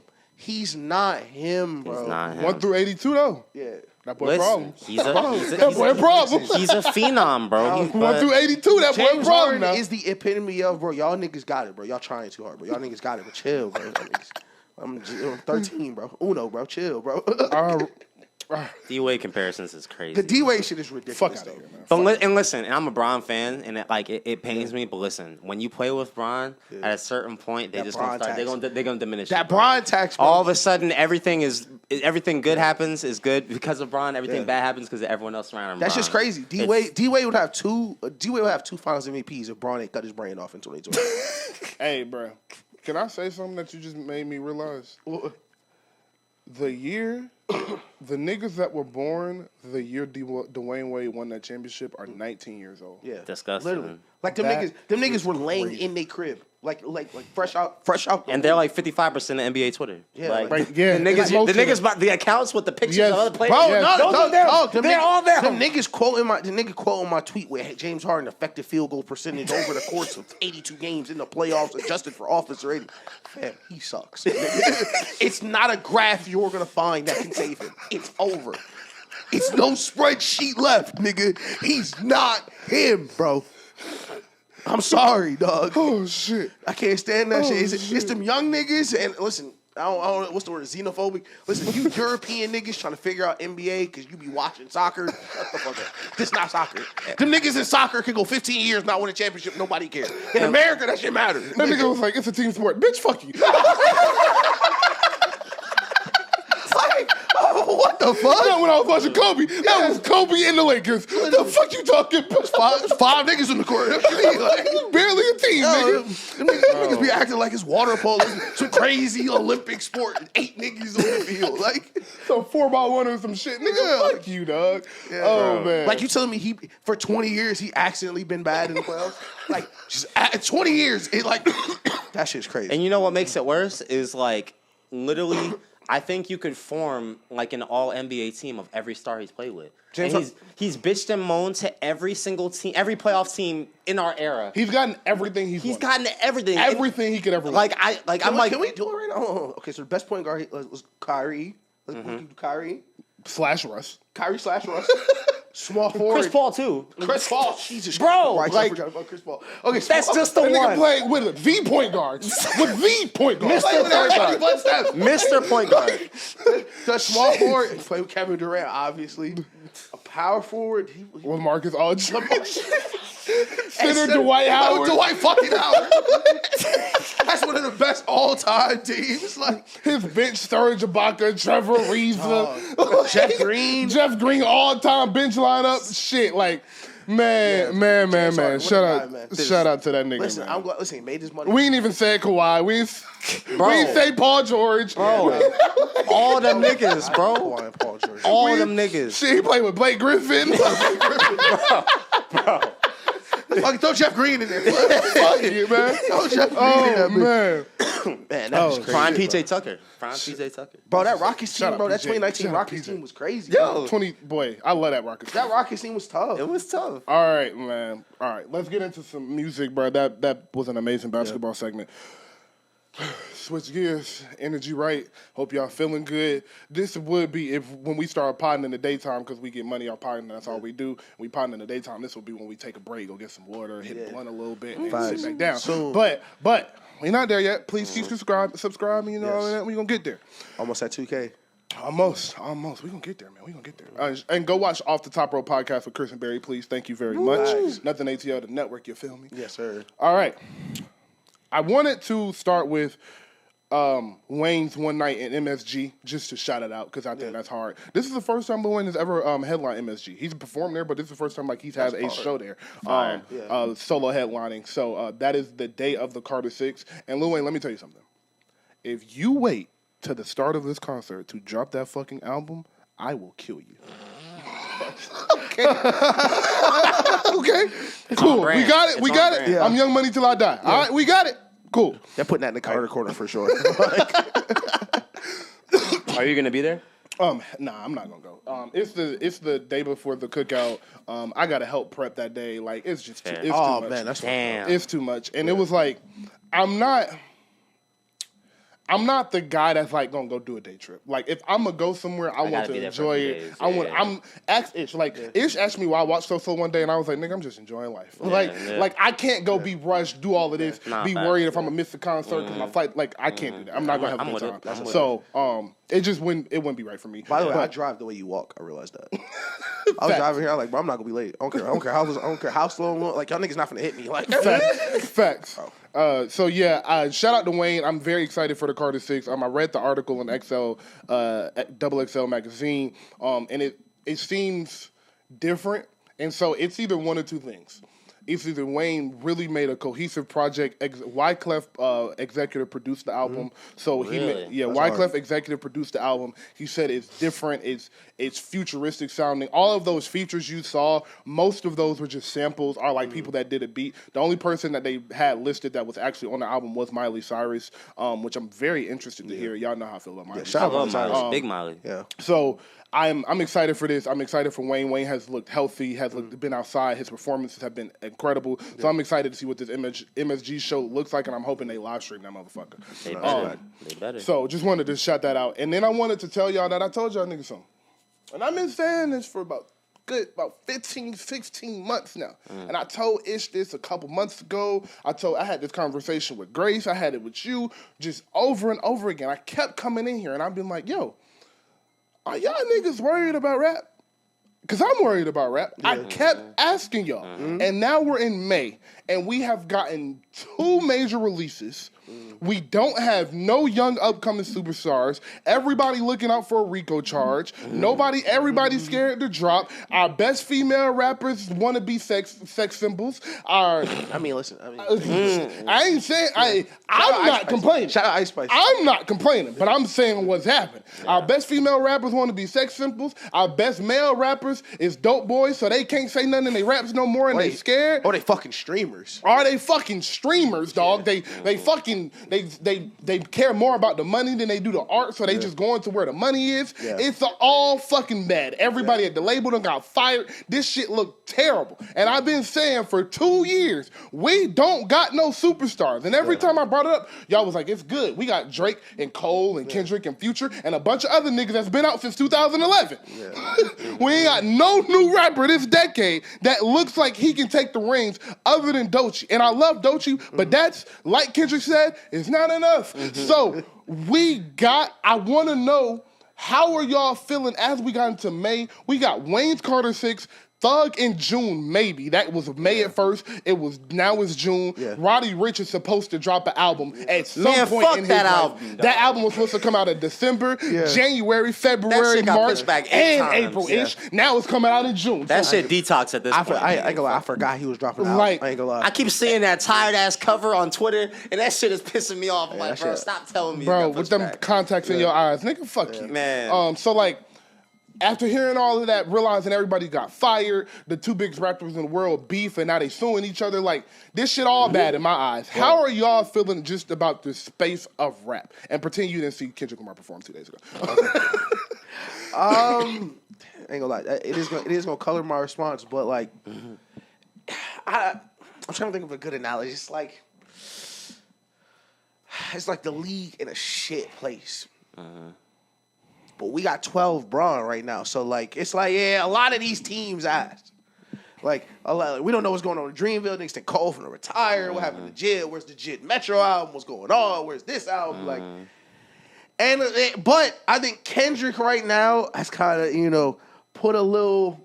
I think the reason you haven't seen anything drop in these couple months, especially early in the year, is I feel like Kendrick kind of gave niggas like a reset. I legit feel like he gave niggas a pause, reset. My album's going to be number 1 for all these weeks anyway after the Super Bowl. So I don't think anyone was really planning to drop between Super Bowl and the start of the tour anyway. Just because, like, even if you did drop like Drake did, and even if you did have a smash like Nokia was, Luther stayed number 1 anyway. So, like, maybe you should have waited. But I think there is a lot of dead space. And I think what happens is there's going to be dead space, and then there's going to be 4 niggas gonna drop on one night. As far as, like, the next rap superstar, Listen, I think Tyler and Doechii will be the next rap superstars for like the new rap superstars for the next couple years, and listen, after that, I'm not sure really. I'm really waiting on the Baby Keem album. A lot of niggas waiting on the Baby Keem album. I'll be excited for Baby Keem album. But new niggas, I'm not really looking for too many new niggas because, like, until we're sure they're gonna be niggas long term, we kind of don't even look at them the same way, type shit. You know what I mean? For sure. Like when new nigga make an album, like, all right, that's cool. But when Doechii make a crazy album, we're like, oh yeah, that is one. Like when we knew Tyler was gonna be one of those guys, we were like, okay, he is gonna be like the next rap superstar, and that's what we're waiting for. So I think it's gonna be on Tyler, Doechii, whatever's next for Kendrick, whatever is next for, I know I missed. Oh, you said Thug already, but yeah. Oh, and I think a lot of old heads. Listen, it's a contact sport. The old niggas that are still in the league for a reason though. Like that Push album. I was gonna say Clips is on the way. Clips is on the horizon. That Clips album coming. Clips is on the horizon. That Clips album is coming. So it's so I will funny be seated because I saw it was on the time of the day, a tweet from November 2023. Hip hop had been on decline for a bunch of years in a row, and since that tweet, from where we are now, it's been like a 100% jump back up. But with like high variability in that, could go back down. So it really just depends. But I really think right now it's like stalemate. Like you said, niggas just had a war. It's kind of like, it's like we can come back. Like niggas is safe now. Like this nigga is on like a crazy streaming run still. Like this, like one person has had control of the charts for a calendar year at this point. Yeah. No, sir. Yeah, I'm with you in the aspect of the superstar thing. I think we're kind of fucked. I ain't gonna lie. Like it's just not. I see no prospects. But to that same point though, I think the game also just changes over time, and I just like. You obviously need superstars, but I just don't think it's the end of the world right now. Kind of like you said, because like honestly, at the end of the day, these old niggas is old niggas, but like they're still doing their thing. Like Drake is still gonna be Drake, Kendrick's still gonna be Kendrick. You know what I'm saying? And we're fed, like we're well fed. So, and I think that to almost substitute, it does like we get a lot of.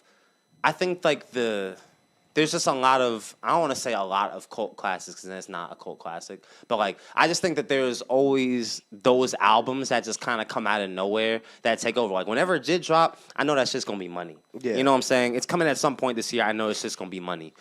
I think the potential of Joey Bass could come out of somewhere and it's gonna be fucking money. Yeah. You know what I'm saying? Like there's guys out there that just have that creative skill set, but they just don't have. The superstar is the one that can put everything together. They have the mainstream appeal. They have the creativity. They push the genre forward. So on and so forth. They check, all that shit. And they check every single box. But there's going to be folks that don't do that not everybody's going to know. But, like, if you're a rap fan or a hip-hop fan, you heard this shit and you know it's going to stand. Listen, we make fun of bro, but you just gave him his flowers. Nas could come out the cut with another shit with Hit Boy. You know what I'm saying? Like, another one of them Freddie Gibbs was spotted with The Alchemist and, what's it called, in the same room. What's that nigga name? He made the other one with. Madlib? Yeah, in the same room with Alchemist and Madlib. They got a picture of them. But another thing, just before I pass it back to you to answer your question, I just wanted to add to what we were saying. Wayne and Kanye were not new superstars in 08. Like, if you were looking for a new superstar in 07, 08, like, it's like, all right, Kanye, Wayne, they've been around 6-7 years. You wouldn't be thinking, like, yo, the next one going to be Dark Fantasy or Carter 3. Like, I think what you see now is, and we're going to talk about this when we get to the Kendrick concert, whenever a nigga hits, like, that peak, the generation, and this is kind of why we gave Drake so much flack, it's on you to set that tone. Whatever starts at the top is going to control how we feel about all these times. Because like you said, there's going to be cult classes, there's going to be things that's going to keep us, like, as fans fed. But when we think about 2016, niggas go Beyonce, Drake, Kanye, all dropping, like, in 4 or 5 months. Like, that is what we're thinking about. So I think as long as we got the big dogs going, I think, like, No, Views, Lemonade, Anti, and Life of 16 was Pablo in the crazy. same year. That was a crazy That year. is nuts, dog. That's a crazy fucking But year. okay, so and let's just throw a wild card out there. We still waiting on the Chance album. So that is a wild card. That is the definition of a wild card. Definitely That a could wild go. card. X Factor. That could go. That could Yeah. go all the way there or all the way here. You're Right. completely right about that. Yeah. Rap feels like it went back into its cocoon. It feels like we're in the life cycle of a butterfly, and it just went back into its cocoon before it could sprout again. And I am so happy to have seen rap take over the world, influence every genre from country to rock to pop to everything else, to the point where we have rappers in London, we have rappers in Japan, everything K-pop is rap. rappers. We have K-pop rappers, K-pop group rappers, and everything in between. I love that rap has become that and has become that big. So when I'm having this conversation, I'm only speaking to superstardom. Yeah. Freddie Gibbs and Conway and Benny the Butcher and Jid and Joey Badass, they're always going to be around, and they're always going to keep the streets fed, quote unquote. That's perfect, But I want rap to stay at the forefront. I want rap to stay as big as it is. I am proud to see that. That is what I am worried about. So when you say Tyler is going to carry the game and be the next superstar, I don't agree with that from the perspective that I'm speaking on. Tyler will be the superstar. Tyler is a superstar and will continue to be one. But Tyler isn't in the space where rap is his main thing. Rap is one of 6 main things Tyler is doing, and we won't get another Tyler album until late next year, maybe not until 2027. As the superstar and the guy in rap, we can't have you gone that long, which is why I don't know if Kendrick can be that guy. I'm not dismissing and saying he can't. I'm saying I don't know, because after this tour, he might take another 2 years off. So that is the guy I'm looking for to give me that 06 to 2010 Wayne output, to give me that 04 to 2011 Kanye output. I can go down the list of T.I. Hove, any Drake from 2012 to 2018, all the music he put out. Kendrick from 12 to 15. Kendrick from 12 to 15, 17, actually, we're damn. Yes, so that is what I am looking for. Who is the rapper that's about to come and be on every verse, on every song, every hook, classic album, cult classic album. We arguing about who the top. Somebody come try to knock him off the throne. He say, "Fuck you, this my throne." Who is that guy that is coming? And that person does not exist. And GG. that is what scares me. Because the silver lining in this is that once the star does pop, more will follow. That is just kind of how it's always been. It was never like there was just this one guy and everybody was like grabbing at him. It was always Pac, Nas, Hov, Biggie. Wayne, Hov, Tip, Kanye, Eminem, 50. Like, it was all Drake, Kanye, Cole, Future. It's always a group of guys. So I do think once one guy pops, the rest will follow. And then the last second silver lining is Drake ain't going nowhere. Kendrick ain't going nowhere. Cole might be going somewhere, but the fall off gonna last long enough for it to be okay.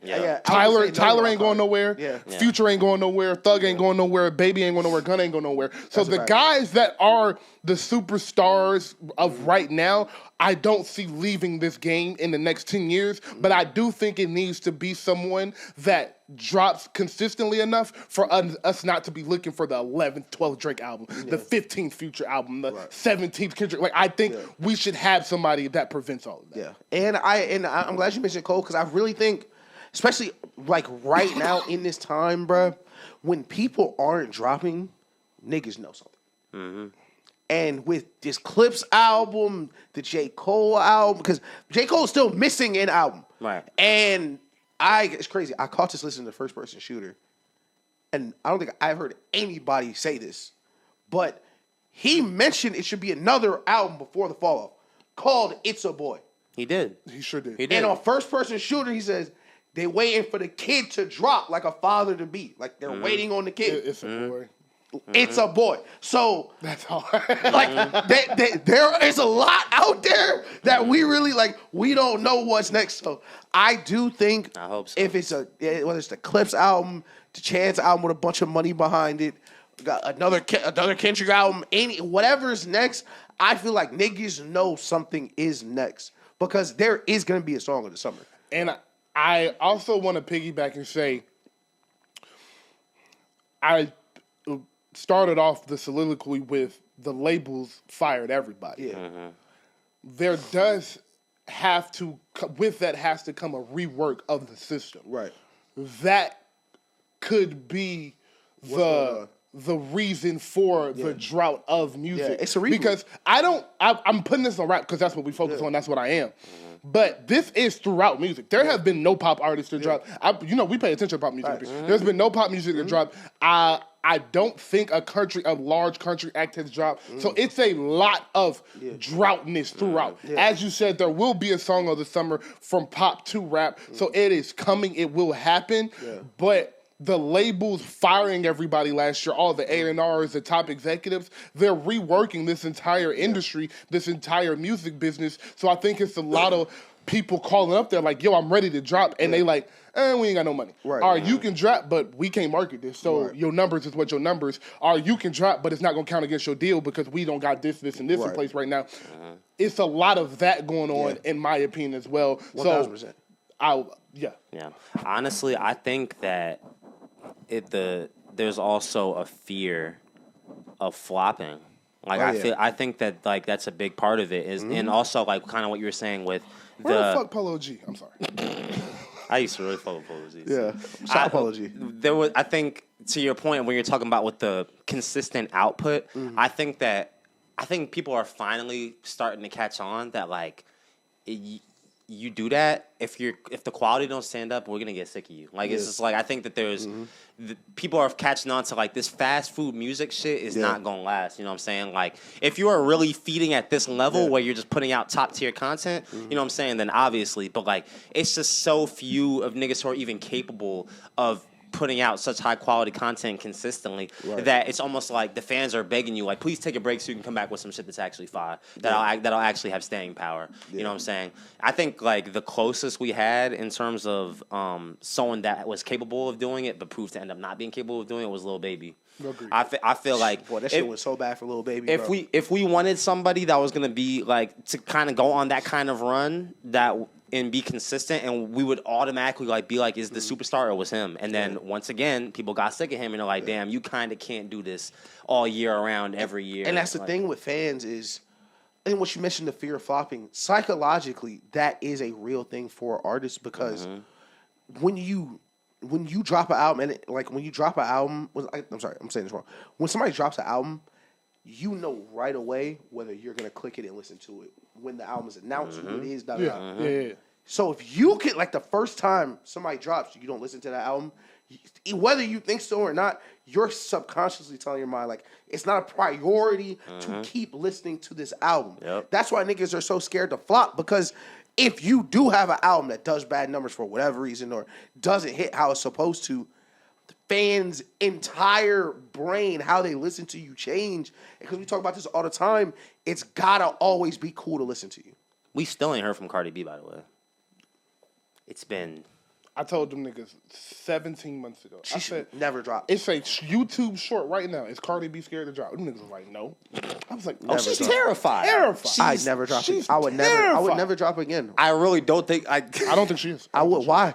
Why would I drop again? Ever. And get them bitches the satisfaction. Exactly. Yeah, no. Exactly. No. Yeah, you waited too long. Yeah. So that's a great conversation. I always like to just touch on the basis of hip hop once every couple episodes. But I wanted to say, I wanted to shout out a couple albums from this year, just because it has been some good shit coming out. I still like Wham by Lil Baby. I still listen to it. All these games are also dropping every 2 weeks. Very true. So shout out to all of Griselda. Westside Gun dropped the album this year. Buddy the Butcher just dropped the album. Bodie James has dropped 17 albums this year. Bodie can't stop. I want to shout them out because they always working. Shout out to Drake and Party with Sexy Songs for You. We got the Deep Thoughts from Lil Durk, which I liked a good bit of songs off there. We got Will Smith with Based on a True Story. We got Mozzie dropped the project, which I liked a lot, one of my albums of the year. Life is Beautiful with Chains in June was a great album. And my sleeper album for top 5 rap album of the year so far is that Wiz Khalifa Cushion Orange Juice 2. That was a really good album. Really good album. If you like Wiz and the summer's rolling around, if you want what Wiz on, like, it's a great listen, great time. So it has been some music to come out. It has been some good shit to come out, and I want to always shout that out. But we need a superstar. We need a male Doechii. Doechii is going to take it for the women, and she is going to be able to. She looks like she can carry this genre for 10 years on her back for the women. But we need a male Doechii, someone that is the Kendrick Lamar-esque of I'm telling stories. I care about the art, but also the Drake power with the I got hits and I can do all of it. So this is what I'm going to say, and this is how I do want to wrap it up. I agree with you, but and this is of course a part of the show, but I've really done this where you gotta challenge Kendrick Lamar. You wanted this. You wanted to be the guy. You wanted to watch the party die. You wanted to rebuild the game. And DJ, to their credit, the PG Lang and the TDE niggas keep saying we're not going into hiding again. Like they keep saying more is coming. You have to be the one. Now that it's in your hand, you got the torch. You got to keep it. You have to be the superstar of superstars. I need to hear you on every major album. Yeah. Every major album. And the album next year. And name we hadn't mentioned, whose Kendrick album he was on. I was thinking about that. I was thinking about him. King Vamp. Yeah. Playboy Cardi. I don't mean like as the next rap superstar, but we mentioned this when Kendrick was on the album.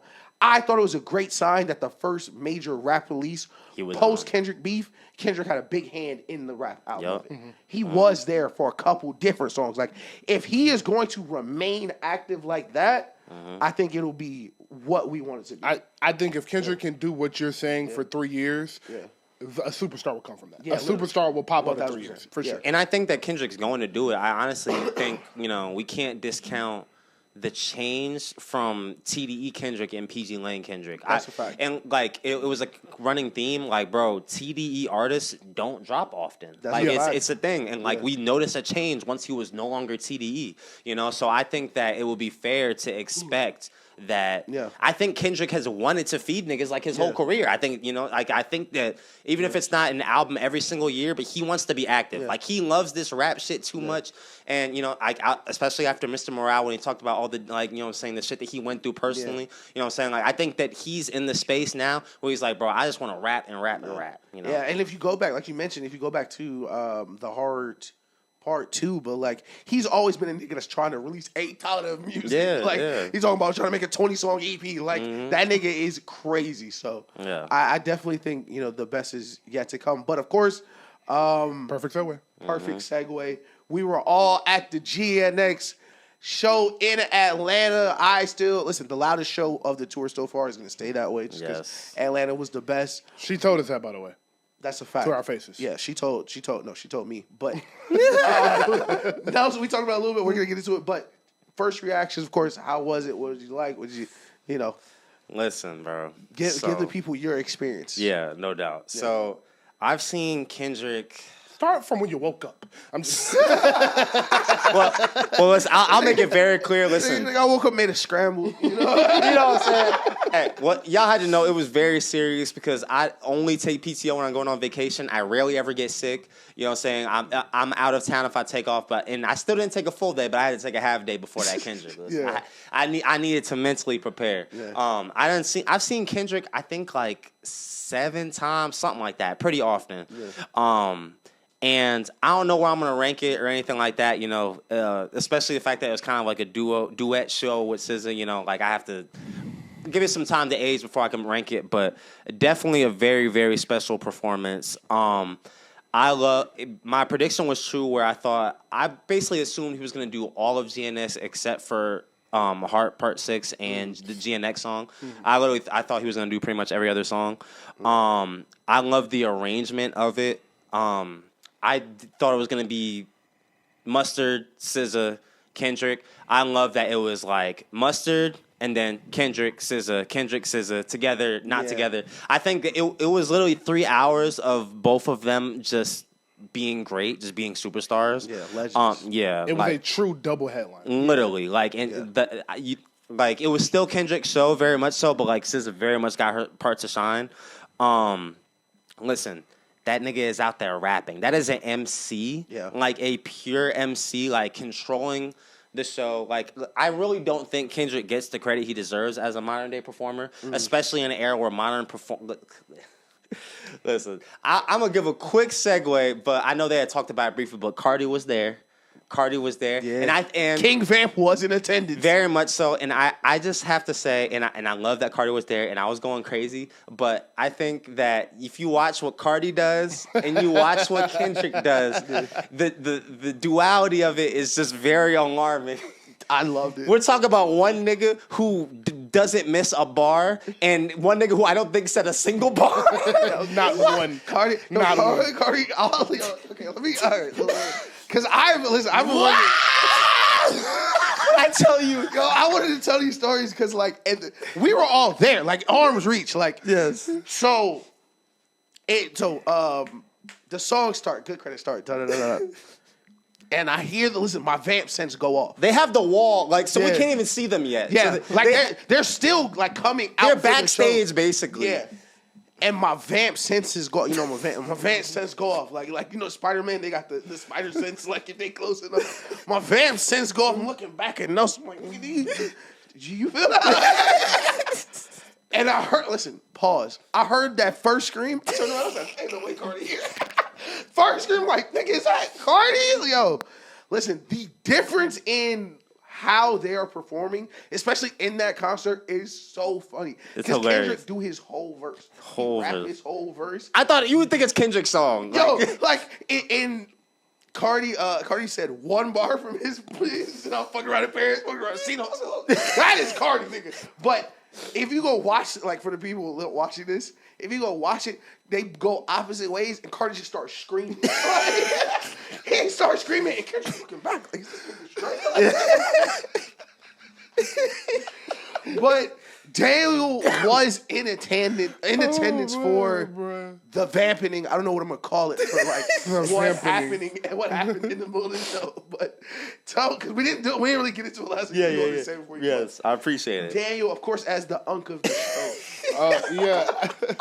I was happy to see Cardi just because I'm a rap fan and I like to see new shit that niggas didn't get to see because I'm bougie. But hey, only in Atlanta. Shit, bitch ass you niggas. feel me? Atlanta, niggas live in them lame ass cities. Yes. Charlotte and shit. Niggas didn't see Kendrick in Atlanta. That's crazy. That's sad. That's Cardi not sad. coming out of Charlotte. Yeah, no, he's not. I guarantee you he's not. That Birmingham, Alabama ass niggas. Yeah, for sure.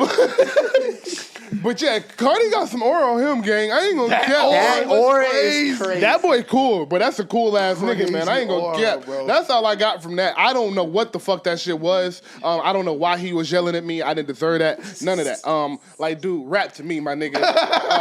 You see SZA in them shorts, shawty. You see that? SZA just got up the stage in them shorts and them boots, and now you screaming at me. Nigga, fuck you. And it's red everywhere. What's wrong with you, my nigga? The lights are red. He's screaming. I'm playing though. I really did enjoy Cardi. I was telling Ish last week the one thing I did say about it was I can understand in an audience full of his fans what that's supposed to do. Yeah. It makes sense hearing it on stadium speakers, being on the floor, seeing him and his antics and the energy. I can understand how the fuck that works. I'm gonna get hyped right now. Bro, I won't keep. I'm fucking out here. Especially when, because I know how I saw him with Rolling Loud say, he got 30 niggas on stage with him. Yeah. So it's 30 niggas on stage with him. He up there in the coolest, baggiest fit. His baggy shit don't even sit like normal baggy shit. It got like waves in it and shit. It's all wrinkly and shit. It's like, yo, it was like wavy baggy, this motherfucker for me. Stylist, like, he was up there fresh as hell, cool as hell. The big chain, like the 2006 type style mixed with the modern day era style. Like, that nigga hard. He cold. I sound a little gay right now, but like, that nigga was... All this is what pause is built in. Like, all of this, we just paused this whole last 3 minutes. But Cardi is him, bro. But back to Kendrick, because I'm not going to talk about Cardi no more. Fuck you, Cardi. I'm just playing. Please don't kill me. But yeah, bro. Everything you said, bro. I was so impressed with the breath control, the MC proudness of this, the swag up there with it, the dancing, just the mini choreography to keep you entertained. The way he worked the entire stage. That was a big ass stage, my nigga. Like he worked that whole stage from left to right to center. We gonna walk on the platform. We gonna give every piece of the audience a piece of me, and then. As I said, the breath control throughout that was just amazing. But the set list, like... Oh, my God. 10 out of 10. Great. Mad City over the Sweet Love sample is just... Special. Like, you can't... Something no one expected. You can't ask for Chef's better. kiss. Something no one expected. You can't ask for better shit than Chef's that. kiss. Like, yes. And then he does Money Trees. I told Ish last week, I almost cried when he performed Money Trees. Like, that shit One of means the so best much to me. songs of all time. Like, that boy is just special, bro. He's just... It was truly a honor to watch him get up on that stage and do this. And I'll end with this. I was telling Taylor this the other day, and I was like, bro, I'm one of the few people in the minority, and I truly feel this way. I don't think concert tickets are too expensive. I truly do not. I think when you get into the 1500s and shit, all right, you're tripping. But like when I see a $600 concert ticket to sit front row at a Beyonce show, I believe Beyonce is worth that money. I ain't gonna lie. I believe Kendrick Lamar and SZA are worth that money. But it's certain artists, though. Yeah, that's No, don't get me wrong. I'm not paying $600 to go see Roddy Ricch. Right. But Kendrick Lamar, Beyonce, shit, I'll throw Taylor Swift in there, Billie Eilish, the Waynes, Coles, Drakes. Those guys deserve that ticket fair. price. And I believe that we treat music as a cheap art form when it is the most important art form because it is a driving force in all other forms of art, from painting to movies to TV. It is a driving force throughout all of it, and we treat it as the cheapest art form. It's the cheapest to get, it's the cheapest to find, it's the cheapest to listen to. You can literally make rap for free. Put it out for free, all of that shit. So, and the concerts is where they get that money. Concerts and merch. They don't make money from shit else. Exactly. Precisely. Yeah. So that is how I 1000%.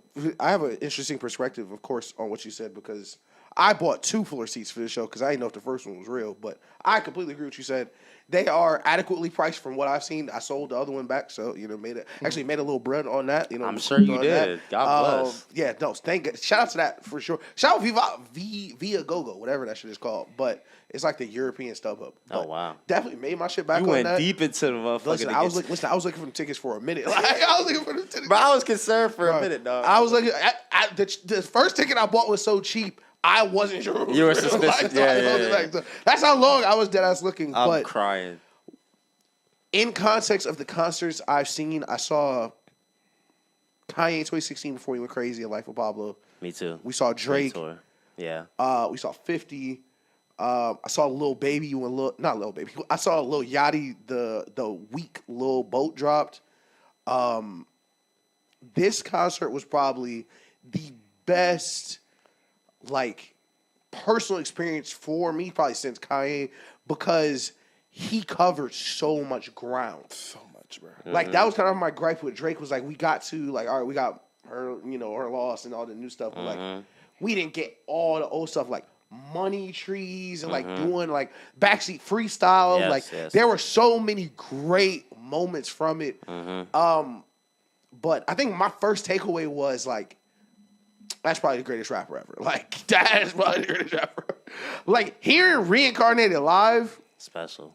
Chef's kiss. That shit almost made me cry too. That nuts. And it reinforced that the way you experience rap music and art is so impressive individually, because we all connect with it in different ways for different reasons. So when I heard Reincarnated and we broke it down and people Tupac or whatever, I was like, bro, that shit sound like peak DMX. I love DMX. And hearing it live with him wearing the X chain, it was this is what it sounds like. I love the song choices. The set lists were amazing. SZA looked amazing. It was a million bad bitches there. And 100%. Not only was there a million bad bitches there, they were loud as fuck anytime SZA looked any direction, sang, did anything. It was an amazing show. The atmosphere was crazy. atmosphere was crazy. It started on time, damn near. Like did. it was. They had a lot of shit to get through, bro. A lot of shit. They added. And like you mentioned, them like getting extra songs. Like I knew the set list beforehand. Like because I had watched one of the shows. Like I wanted to know like what songs were gonna be done. They added 2 new songs for the Atlanta show. 3 new songs, damn near. I think they are performers. 100%. They're not just out there like I've seen video. Like I haven't seen Future in concert because Future's not good in concert. Like he said they were rehearsing this before the Super Bowl started. So like this is intentional. Yeah. This is special. This means something to us. All the Stars is one of my favorite songs. Seeing them get that in that bag. How do you feel about his statement? Like watching that is like, damn, that's the GOAT. I can understand it for sure. You know, I try to remain unbiased with it because that's my favorite rapper. That's a real honorable quality you have about you. I appreciate it. You really know how to pull your body side of shit. I very much try my hardest. That's my favorite rapper ever. But listen, I mean, I've seen so many niggas. I think the best rapper ever is Jay-Z. I've seen Jay-Z perform. Yeah. Jay-Z didn't have a SZA with him, and he did like 3 fucking hours at Made in America. Yeah. And that shit was insane. He left his stage. We all were leaving the fucking venue, and then he went to another stage, and everyone ran to the next stage. That's crazy. Like, it was some of the craziest shit I was like, bro, that nigga might be the... Yeah. That was my moment for saying that. So that's hard. Yeah. So I can respect it. I would have said the same thing. Yeah, oh God. And then I have my that's the GOAT moment because I watch Lil Wayne. I say this all the time in Louisiana Fest, in New Orleans. I watch him go the mob, hustler music, Cash Money, Millionaires, Shine, Get Money, We Taking Over, Comfortable, a million, like he was doing this shit back to back to back. I was like, what the fuck is going on in this bitch? Like he was tripping. So like, I'm glad we've all had that's the fucking GOAT moment with like our favorite rappers because that's fucking fire. Because I was saying walking out of there the same thing. I was like, I don't know if I can get to 4. I don't know if I can get to 4, bro. Like, what that boy just did is ridiculous. And what was really like I mentioned the atmosphere, and you know it's because like we're like Kendrick guys, like it was always like, man, Kendrick's gonna give us like the highest quality, but he's never gonna cross over and be the poppy guy. Never. Eventually, that's a hip hop nigga. Yeah, eventually he just made so much good music that everyone that loves good music eventually just found it. Mm-hmm. And now you're not in the minority to be liking these songs. Like some of these songs, like Humble, DNA, are actual music hits. Yes. Like Humble is like the most rap, like the highest selling rap song ever. Like the first Double Diamond song. Like these are now giant rap hits. Like he has like 8 years ago, he wouldn't be able to not do Mad City. Like you would need that song for the experience of the show. Now, after that, he played Family Ties. Like, fuck it. Like, it's just going to go anyway. Like, lastly, hearing Euphoria like that and Not Like Us live, over. I remember that for the rest of my life. I saw Future perform like that and then saw Kendrick perform like that. I'm blessed. Me too. Yo, I don't like you popping shit at Pharrell. For him, I didn't hear the beef. Like, listen, I have to put. I have a firm. We went over our top 5 Kendrick songs. Yeah. I don't know where in some kind of list Euphoria is on my list. It's one of my favorite Kendrick songs. Bro, it's gotta be, bro. Like, that shit is just so special, and like just him doing that shit and pulling no punches. Like it's 6.5 minutes. And he got on the stage, and of course, like it's been a year since the beef, so we kind of did want to do like a short, like look back at some of our favorite moments, bro. Yes. Like Euphoria, one of my favorite moments, just to bring it up, is like the second time when he's talking about the shit he hated about Drake. He like hate the way that you talk, hate the way that you dress. It's not like he thinking of shit he hate while he raps. Like, I hate all this shit about you, my nigga. Like I think hearing Euphoria live was so crazy because it's like watching Kobe score 80. Like there's no gimmicky hook, there's no push-ups, it's nothing in between these 3 verses of bag work. Of just getting to it. Like, as a rap song, rap diss, like, I feel like that is probably one of Kendrick's, like, Mona Lisa moments. Without a doubt. No question. Easily. No question. That's so impressive. Yeah, and I think that, like, I think he's just he's now reaping the benefits of enjoying a long, fruitful career of being authentic and not wavering. And it's like you said about him having genuine music hits. Like now it's like his brand. Like you are the hip hop nigga, you're the rap nigga. Yeah. But like, and we come to expect this from you. But you are so good at it and it's so big that now we're all gonna tune in. Yeah. And now I think the combination of everyone tuning in, you still being such an MC, like commanding presence on the mic. All of these things now, like drawing attention, like the shit in Euphoria, like the comedic things too. Like it's like, bro, he has every element of an MC that like just draws your attention. That like you're now witnessing someone. It's almost like when people argue the different levels of which version of Braun was the best, so on and so forth. But and niggas usually come towards the 2018 version because it's like this is a master of his powers now. Like now, like you always 1000%. You had the athleticism when you were like on the Heat, or the Cavs rather. You know what I'm saying? You got the shooting down like with the Heat. Like now you've mastered everything, and now you have the IQ, and like you put it all together. And like I just feel like now this era of Kendrick is what we're witnessing. Like there's nothing you can't do. Well, that's the thing. He's 99 across the board, right? Yeah, and he's crazy. Yeah, I want you to know he's crazy. I'm gonna be honest with y'all, bro. Performing like that, Euphoria, and not like us, like he does every single night on tour, and not having any emotion on his face, he's crazy. He's dead ass. Like dead ass. He's nuts. He's like, dead. He's thrown off in the brain. He's dead ass, bro. Like. He's serious too. Every nigga in the hood in LA is thankful he chose rap instead of the streets. Yeah. A lot of niggas would be dead, bro. If that niggas was not rapping. He's show, crazy. Even when he did the whacked out mirrors, when he splits it up to get out the car, God. He said, "If you take it to the internet, I'm taking it there." Period. And the music stopped. Like damn, the concert just started. My nigga, like yo, everybody here is fans of you, bro. Like that nigga is like, not there. Who are you talking to, nigga? Calm the fuck down.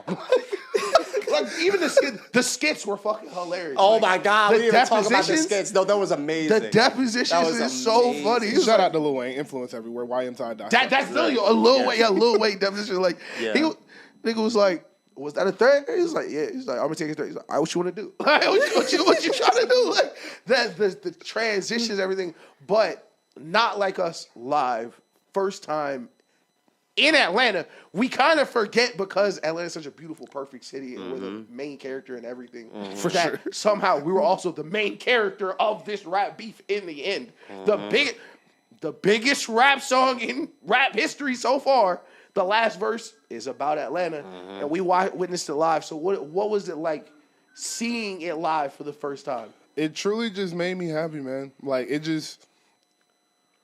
I've heard that song so many times now, and I've seen it in so many different types of crowd. I've heard it at concerts. I've heard it in the club. I've heard it just in a kickback. Like, I've heard it at cookouts. Like, I've heard it in any type of capacity you can hear it in. But dead ass. But, like, hearing that with 45,000 people screaming, A minor, and just... like all of the callbacks and the caller responses, that's what we call it. All of the caller responses in the song and all of that. Hearing that live really just brought a smile to my face because, like, as I was just saying, like, I'm so proud of where this genre has gotten. Yeah. I'm so proud of where this is going. Like, fuck this being a Drake diss. Like, I am just happy a rap song got this big to where Kendrick can perform this in Atlanta and North Carolina and New York and Tennessee and North Dakota, and he gonna get the same reaction. And that's where rap has gone, is that it's gotten that big. And then, again, I want to say that nigga is crazy. Yeah. He's crazy. That nigga's crazy. I was listening to the lyrics. Like, I hadn't heard the song before. I was listening to him. I was like, why are you saying this, Kendrick? I was like, stop performing this song, you fucking crazy person. Bro, that's a hit. You know that's a hit, right? You know niggas play that at like kids' birthday parties. Fucking crazy ass nigga. Like, that is one of the craziest hits ever. Bro, like, what is... It's such a good song. Niggas forget the shit he's saying on there. Bro, no, like, for real. You fucking psycho. He said that name got to be registered and placed on their watch. Like, oh my God. It is some crazy bars in there. Like, bro, hearing that shit live, like just off top, I'm trying to think of like my favorite moments. What is it? The braids was crazy. I love how everybody said that. Sometimes you gotta pop out and show niggas super loud. And the thing about concerts is, and you know, niggas was like, what's he gonna do to the Super Bowl? In the Super Bowl, you can mute everybody, like, everybody in the concert said, certified lover boy, certified. God. You know, everybody in the stadium was screaming that shit. Like, yeah, I would have been here last week, but I like yelled everything, and like when I tell y'all, like it actually hurt to speak. Like that's the only reason I wasn't here last week. Yeah, no, I was dead after we potted. I was dead after we potted. But like man, I'm trying to think. Did we forget anything from the show? The fucking the skits wise, the argument he was having with SZA when they were going to the gas station. Yeah, that was my favorite one. Fucking hilarious. That was amazing. I think like I love Kendrick and SZA's chemistry. It's a beautiful thing. I want to give SZA a little more, just a little more love. Yes, again, a little, like bro, like the special niggas, woman. The niggas on stilts, like because what I was doing, because I knew the set, like I was staying for the Kendrick stuff, and then during some of the SZA songs, like if I didn't know, I would go see people like that were at the concert that weren't sitting at the floor with us.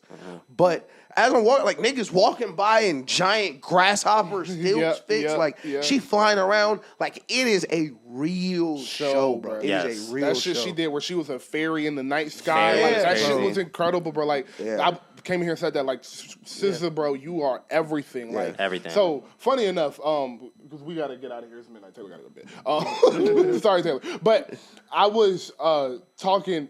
I was actually telling Taylor about this because sometimes I like to make sure when I go on these 3-4 minute speeches, I like say them to her first, so I like have my thoughts together. And I was about to say like, I think SZA is like becoming our generation's Beyonce. Yeah. And then I realized SZA was 37 and Beyonce was 42, and I was like, never mind. Oh my god! I was like, Beyonce had just dropped Lemonade at the age SZA's at right now. SZA's 37. I was like, never mind. I was like, sorry, Beyonce, but I was just trying to say how special SZA is, and like she was the first person that came to mind. But she's this generation's Rihanna. Yes, that's better. That's that TDE shit, bro. Like, she shouldn't be 37 right now and just dropped her second album. She shouldn't. Shit is fucking stupid. It's stupid as fuck, but like she is special. Like she is sure. of that Rihanna-esque. Like I can anything I touch turns to gold. Yeah. And I'm excited to see her future because she's just special, man. Yeah. I'm grateful we got all of so I knew we were gonna get Luther, I knew we were gonna get Gloria, I knew we get all the stars, but I'm grateful we got the deep cut. We got Doves in the Wind. That was crazy. Yeah. I was like, there's no way they're doing Doves in the Wind right now. That's a fact. Like the set list was just fucking peak, bro. I love the chemistry that Dot and SZA have together. I think that it needs all the listen. That I'm not big on collab like albums or whatever because I think a lot of them end up being trash. Give me a 6-song EP, it'll be gold. Like Peekaboo Live was crazy too. That might have been my favorite. Besides Euphoria, Peekaboo was. Euphoria, Money Trees. We got Poetic Justice. One of my favorite. Poetic Justice. We got Poetic Justice. We got Rich Baby Daddy was one of my favorites. Snooze was one of my favorites. I love them. I love 30 for 30. Low was probably my favorite SZA. Low or Diamond Boy. But those are my favorite SZA songs just in general. Like, I love Diamond Boy. She's special, bro. Scorsese Baby Daddy was crazy. Yeah.